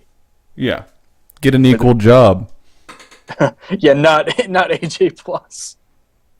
Instead of what ends up feeling like a month-long consolation prize. It's kind of like when your boss makes you Employee of the Month instead. You know you give a consolation prize to someone who tried as hard as they could and lost, right? I'm just saying. Participation ribbon. I'm just saying. That's where you give a consolation prize, is when a contestant, traditionally on a game show or other prize-giving thing, tries and fails. So you're saying women tried and failed. You're saying women tried and failed, so they need a month. Just like black people tried and failed, so they need a month. That's what you're saying. That's what you're saying. I'm just extrapolating. I'm unpacking your statements. No, look, see, it's pretty racist and sexist when you say Hagbard, but when she says it, I'm really digging on it. Exactly. I can feel it coming from her. Of giving you a raise? To speak on. Yeah, exactly. Thanks for the plaque and the cake, but I could also use some dental insurance, especially after that cake. Oh, God. But I wonder. Jesus Christ. Don't eat the cake. Bad girl. Stop. Stop trying jokes. Yeah, don't eat the cake. I mean, that's up to you. The cake is a lie, clearly. Oh, my God. I hate when they try to do comedy Yeah, they're the worst. I hate decent comedy, dude. Yeah, the video I'm releasing tomorrow. It has a feminist trying to do comedy bits in it. And it's so fucking cringeworthy. You're just like, you guys are so limited. Your comedy can only appeal to actual children. Yeah. Have to celebrate all women. Before I go on, let me just clarify that I am a proud feminist, as opposed to a self-hating feminist, an apologetic feminist, or your 17-year-old cousin Trish, who, like, gets it, but doesn't see the point. Sure. Wait, was that an impression? I'm confused. Yeah, and someone will say that some of the impressions I've done on here were racist, so whatever. I mean, whatever. Yeah, well, the irony being, who is it? Karen Strawn did story time with Cenk Uygur, and she did it the whole time in a Cajun accent, and she was called several times in the comment section racist. The original population of Cajuns were French. Mm-hmm. They were white people. White people talk like that in Louisiana. The entire group of people that are on that stupid alligator hunting show talk like that. They're all white. That's just how poor people from that region talk. Mm-hmm. Period. Full stop. It's the same with the all the other accents. So whatever. I guess. I mean, I do the redneck accent. Is that racist? If me doing that accent is racist, then yes, because I also know some black men with a very thick country accent that come from places like Montana and Wyoming and Colorado, and they have a twang. So got us a twang, man. So, no, but what I'm saying is that because I have to ignore the other people that do it, then yes, if we're using a generalization as racial terminology, then yeah, a redneck accent will have to be as racist as a Cajun accent. In reverse, it just has to be that it's racist against white people. Look, impressions are just outlawed at this point. Yeah, it's really just gotten. They're so just inappropriate. Creoles. We should celebrate the great ones. The Susan B's, the Sojourner T's, the Ruth Bader G's, and Fiona Apple. Do not celebrate Fiona Apple. What a random grouping. Seriously.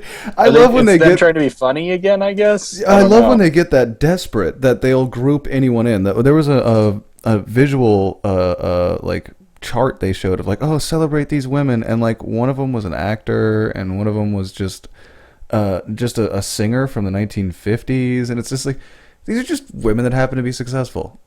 Like what the fuck? There's not even like, it's not even a theme. It's not women successful in science or women successful. No, it's just women that were successful at something. And I think a bigger point is like, you celebrate these women like Susan B. Anthony. Yeah, she hasn't been celebrated at all. No. Like how about just the common woman back then? No, well, no matter if we celebrate some women, unless we celebrate womanhood, just women in general, it's not ever going to be good enough. Yeah, but I think that also takes away a lot of the individual aspects of it. Because then you just group them all together. It's like, let's just celebrate them as a group. It's completely homogenous. You know, all their accomplishments are pretty much the same. None of them were better than anyone else. No one accomplished more than anyone else. Just they were all good. Yeah, and I love that we've caught moody Fiona Apple staring at us the whole time. That's such an unflattering picture. Why the fuck is that on here? Just staring us down like, these men. I feel like I'm a deer caught in the headlights. These fucking men. Ugh. But what about the Kim D's, the Michelle B's, and the Sarah P's? You know, the crap ones. The ladies who've actively worked... I think that's all we need to see here, ladies and gentlemen. That's a wrap for this particular video. She gets to dictate what is proper woman behavior. She's decided that is her place. It's this crazy notion that no matter what, you know, your gender, race, sexual orientation, you can still be a shitty person. I didn't know that. That's a surprise to me. It's just amazing. Like I said, she just gets to dictate that these are not women that are like to be celebrated. I would agree, but they shouldn't be celebrated because mostly those women haven't actually accomplished a whole hell of a lot. One of the examples you brought up... It has nothing to do with them being women that we don't like them. Yeah, I don't like them because I don't like them. Part of the conversation. Yeah, I just don't like them. I wouldn't like them if they were men. It's not relevant to the discussion, but you want it to be because you're the one who wants to play identity politics. Most of the people, you know, honestly, statistically, most of the people I say that we criticize on the show are white men. It seems like, or at least men. Yeah, statistically, it's absolutely men, and a favoritism, if not strong, but at least leaning towards white men. Yes. Yeah. I mean, we have Lex Will on, but I mean, even that only counts as like maybe a third, maybe a half black. That's not a full black person. I mean, I just had this whole thing going down with Colton Rewis. He's a straight white man. He isn't some fucking special. and the only internet slap fight I've ever been in was with a fucking shirtless white man. So you know. You know what? Sadly, you had better foes, Hagbard. You had more entertaining foes. More entertaining. I don't know if he was better. Sure, fair enough. I think we could maybe let's do one more. We can do one more and then we'll call it quits. Works for me. We've been on for almost 2 hours, so we're doing good. Presuming me hitting it didn't just kill my microphone. Nope. Okay. Oh, you're good. This one I'm saving for myself, Reese. I'm telling you that right now. Okay, fair enough. This one, I mean, I'm not going to use it on the show. This is just going to be fun for me later as soon as we're off. This is going to be phenomenal. Let's do... Hour 1, Reese. That says hour 1 at the bottom. Yeah, no, fuck that. Fuck that so much. I think we could do you want to do Jank? Sure. Jank's always a good finisher. Yeah, we'll finish with Jank. Of course! Of course! So on a tragic day like... his voice. It's this video that he made directly after the Brussels attacks, and immediately, shamelessly, shifts the blame to white people or something like that. Oh, of course. It was the people of Brussels. It was the people of Brussels, clearly. Yeah, those Belgian people. Look, the Belgians have been notorious imperialists. Have you seen their waffles? I'm just saying. I love that the croissant is being re-celebrated in France. I think that's hilarious.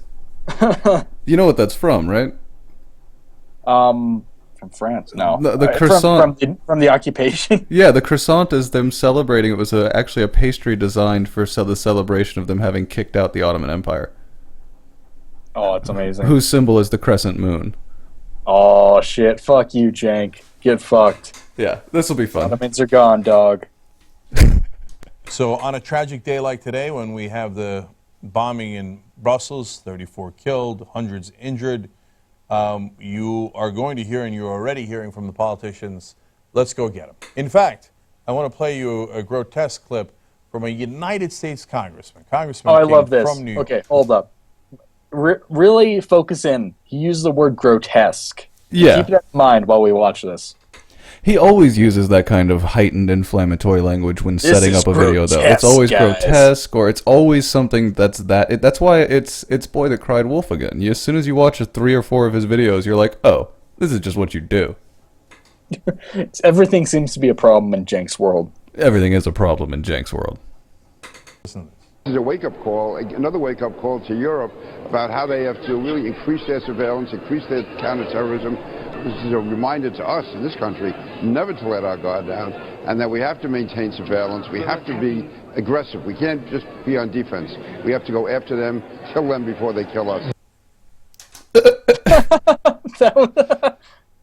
Yes, and?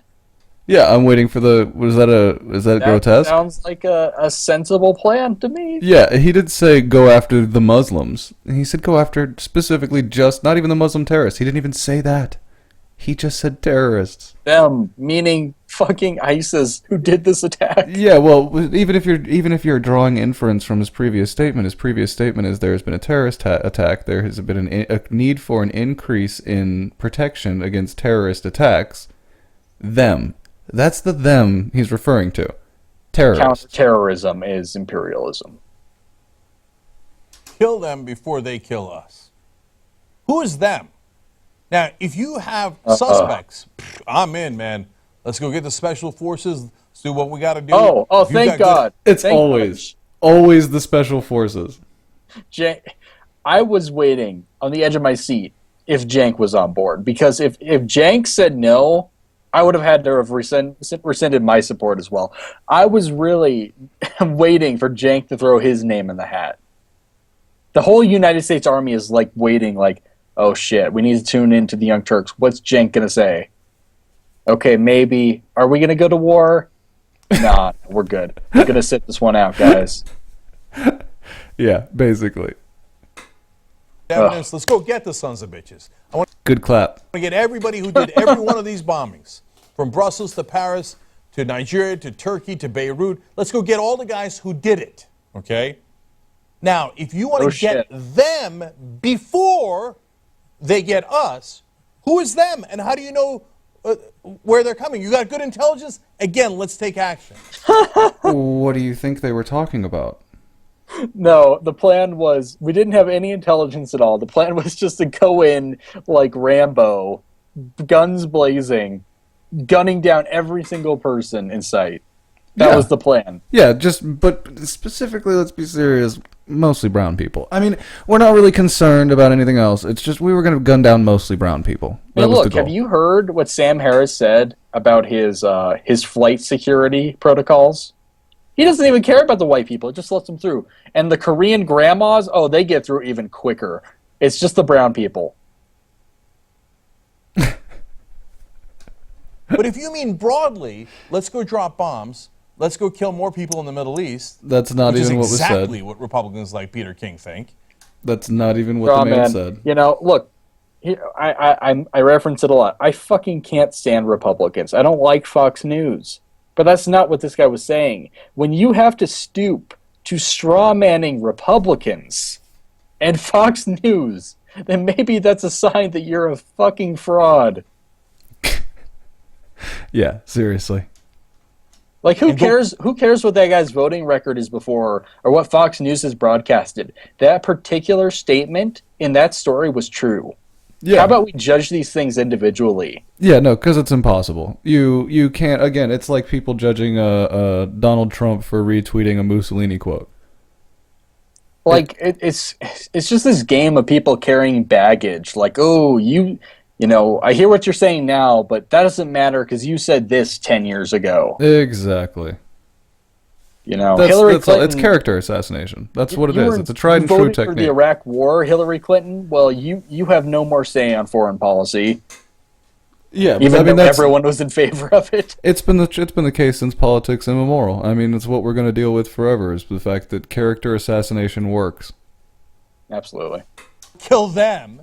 Well, I've got interesting news for you. We already have. Obviously not. If we'd killed them, they wouldn't have been able to perpetrate the attack, idiot. We killed them, but then they resurrected for this, I guess. I'm going to do a V impression. Yes, that's right. We killed them, and then they hit the revive. They hit the revive, and they came back. We put them in the Lazarus pits. Yes, but they came back. You know, you cannot control them. It is the enemy. It is how the game is played. They do the revive. That was pretty good. This is from CNN. The U.S. Air Force has fired off more than 20,000 missiles and bombs since the U.S. bombing campaign against ISIS began 15 months ago, according to the... Why does he read like that? Very bombs since the U.S. bombing campaign against ISIS began 15 months ago. He has poor reading comprehension. Jesus. He's dyslexic secretly. That's his oppressive-ism. Air Force. That's our Air Force. Yes. That's not Wiki. Yes, it is our Air Force. Yeah, that's probably why the statement began with the U.S. Air Force. Fucking retard. Yes, it is. Again, and the other aspect of this is it's a true statistic that most of the population isn't going to understand. Just like when they say, when we started war with Iraq, we went in and we bombed. We didn't go in and bomb military targets. We went in and hit civilian things. We went in and hit infrastructure, bridges, and yes, that's how war is fought. That's what you do. You take out the power plants. You take out water processing plants. You take out infrastructure. That is how you win a war without killing everyone in the fucking country. Absolutely. You know what? I could get behind him if he went the angle like, you know what? We've been fighting ISIS and it isn't really getting as much coverage as you think it would. You know, considering like this is a military effort, you would expect to see reports on this a lot more. in specific incidents more. But he can't make that criticism because they don't do that. They report stupid stories about like individual cases of racists in America. Yeah. Well, I love that not many people got a whole lot of traction. Have you heard a whole lot about that story about the 12 or 14-year-old girl that got body slammed by a cop? Oh, that was a couple months ago, wasn't it? I don't know. It just hit. No. This was recently. This just happened a couple days ago. I don't know this one then. Yeah, exactly. Yeah, you know why? She wasn't black. Oh shit! Yeah.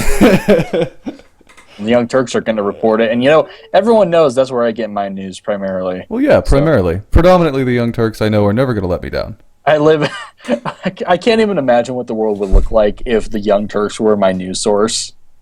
It would be a sad place.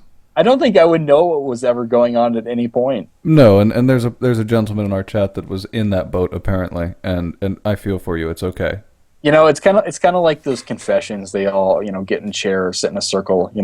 Guys, I really have to get this off my chest. I was a fan of the Young Turks, and like Lalo Dagash pulls out his Young Turk shirt from back in the day. It's like, we need to symbolically burn this now because we need to exorcise these demons from you. Yeah, well, and I think many of us who dislike the Young Turks dislike them as much as we do now because at some point we may have bought some of their bullshit. And then we went, oh, god damn it, they're liars. I only found the Young Turks 8 months ago. No bullshit. I only ever heard of them 8 months ago. And I watched for 2 months unironically. And then after 2 months of off and on viewership, I was like, these guys are just liars. They are the Fox News of the left. They're just as bad, if not fucking worse. And because I was on the left, it offended me morally, so I got mad at them. Yeah, they really are just ridiculous. We can keep going if you'd like. Although WikiLeaks leaks government documents, so it's enormously accurate. That's not anybody's opinion. That's the Air Force. Now I'll give you more detail. But here's my opinion. Mika Zenko, who's on the Council of Foreign Relations. He says, since January 1st, 2015, the U.S. has dropped around 23,144 bombs on Iraq, Syria, Afghanistan, Pakistan, Yemen, and Somalia, all countries that are majority Muslim. Several of those, their actual governments called us in to do so. Because we have things they don't, called airplanes. Yeah, I know. Yeah. Not everybody has an Air Force. We're kind of lucky in that case. Yeah, I like the way it's worded too. Like, oh, by the way, guys, all these countries you bombed, majority Muslim. Yeah. Like, that would have been like, you know what? We bombed. And, check the source out. Fuck me, I'm out. That is just the source itself is a mic drop.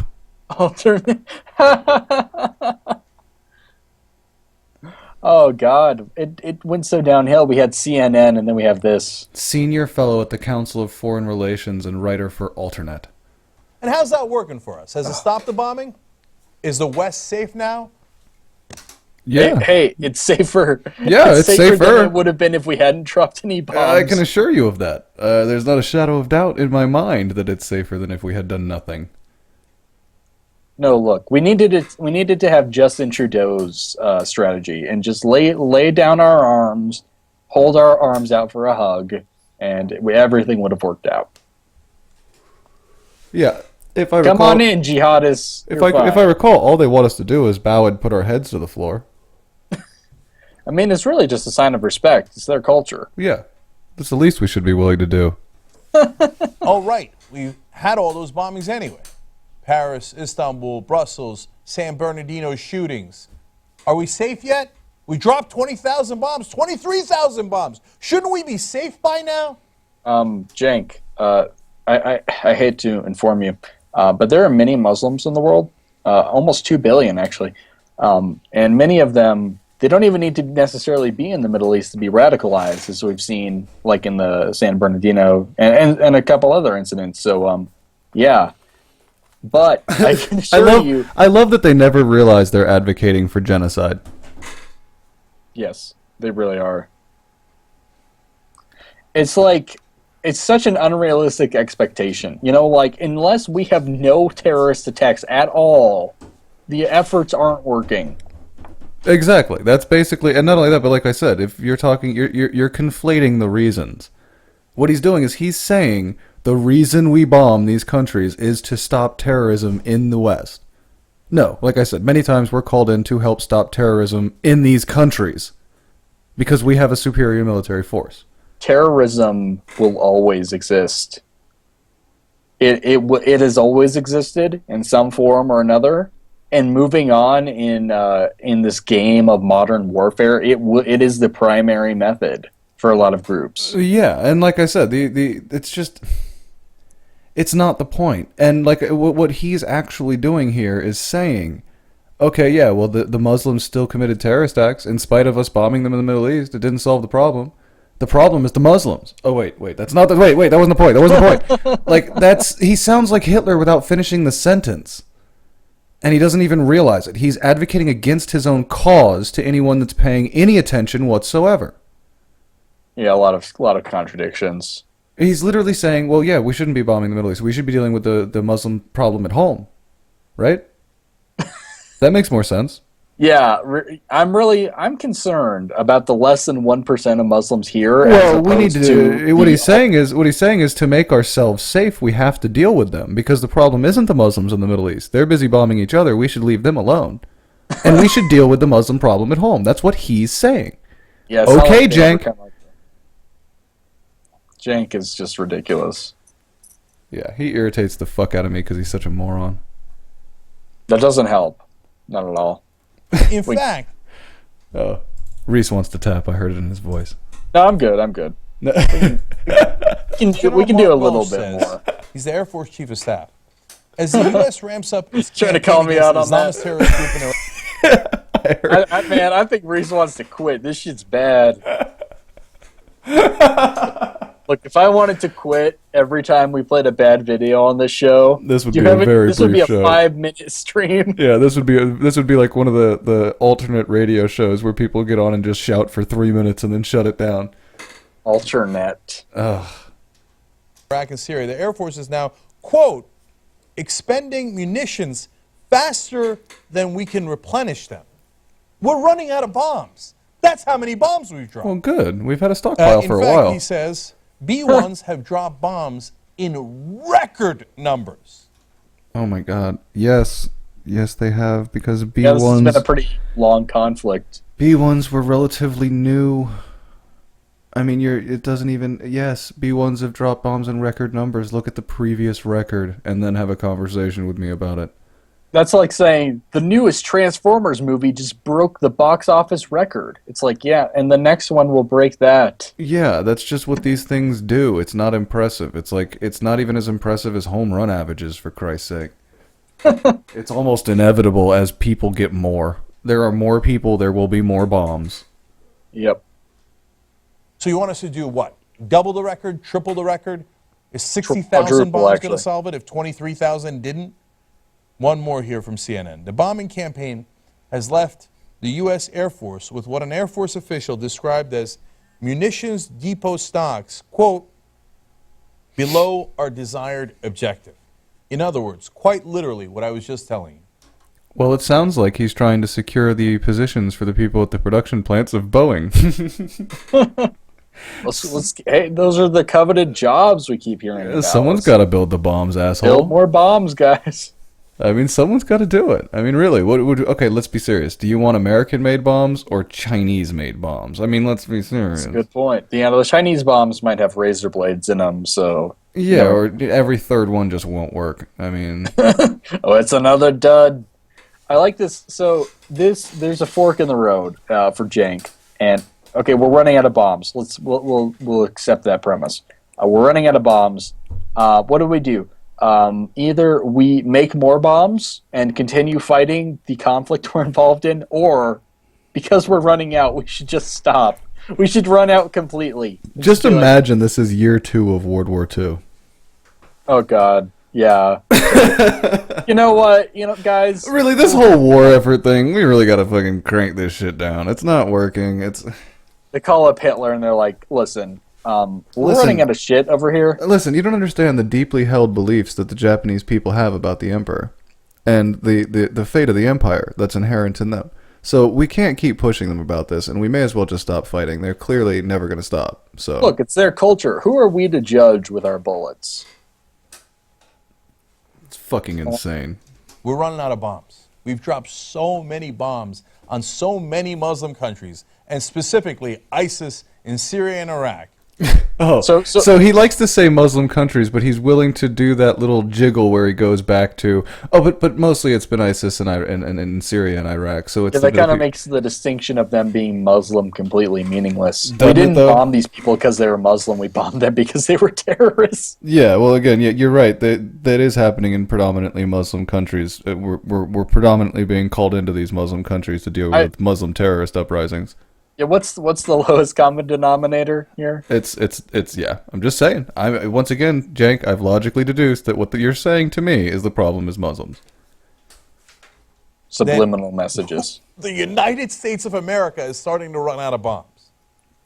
And yet we are told by the right wing in our country, who love war and violence is the answer. If only we dropped a couple of more bombs.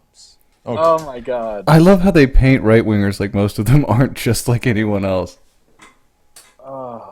Like, you're forcing me to defend them. Like, and they're not my cup of tea, but Jesus, they're not all hawks. No, they're not. Not at all. It's ridiculous. Alright, Jank, you're done. Yeah, that's enough. Look at him hanging his head in shame. That's how you should look. Get fucked, Jake. Is that the face you used to make when your mom used to put a clothesline clip on your penis and tell you never to use that thing? Is that what you did? Is this the fucking face you used to make, Jake? This is his response to Brussels. Get fucked, asshole. All right, next. Yeah, we can go back to Skype because we're about to end this shit. Heyo. But thank you everyone for joining us. It's been a lot of fun. Again, thank you to Blair for joining us, and she had to leave early, but I'll have links to her stuff in the description soon enough, and people should check out her channel. She's really cool. Thank you to Hagbard for running this shit like a boss. Hey yo. And we'll see everyone next time, which will actually be on Saturday. Yeah, we're doing 2 a week. One's going to be with a guest, and one's going to be us just being shitheads to videos on the internet. It's going to be amazing. But thank you everyone for joining us, and good night. Good night.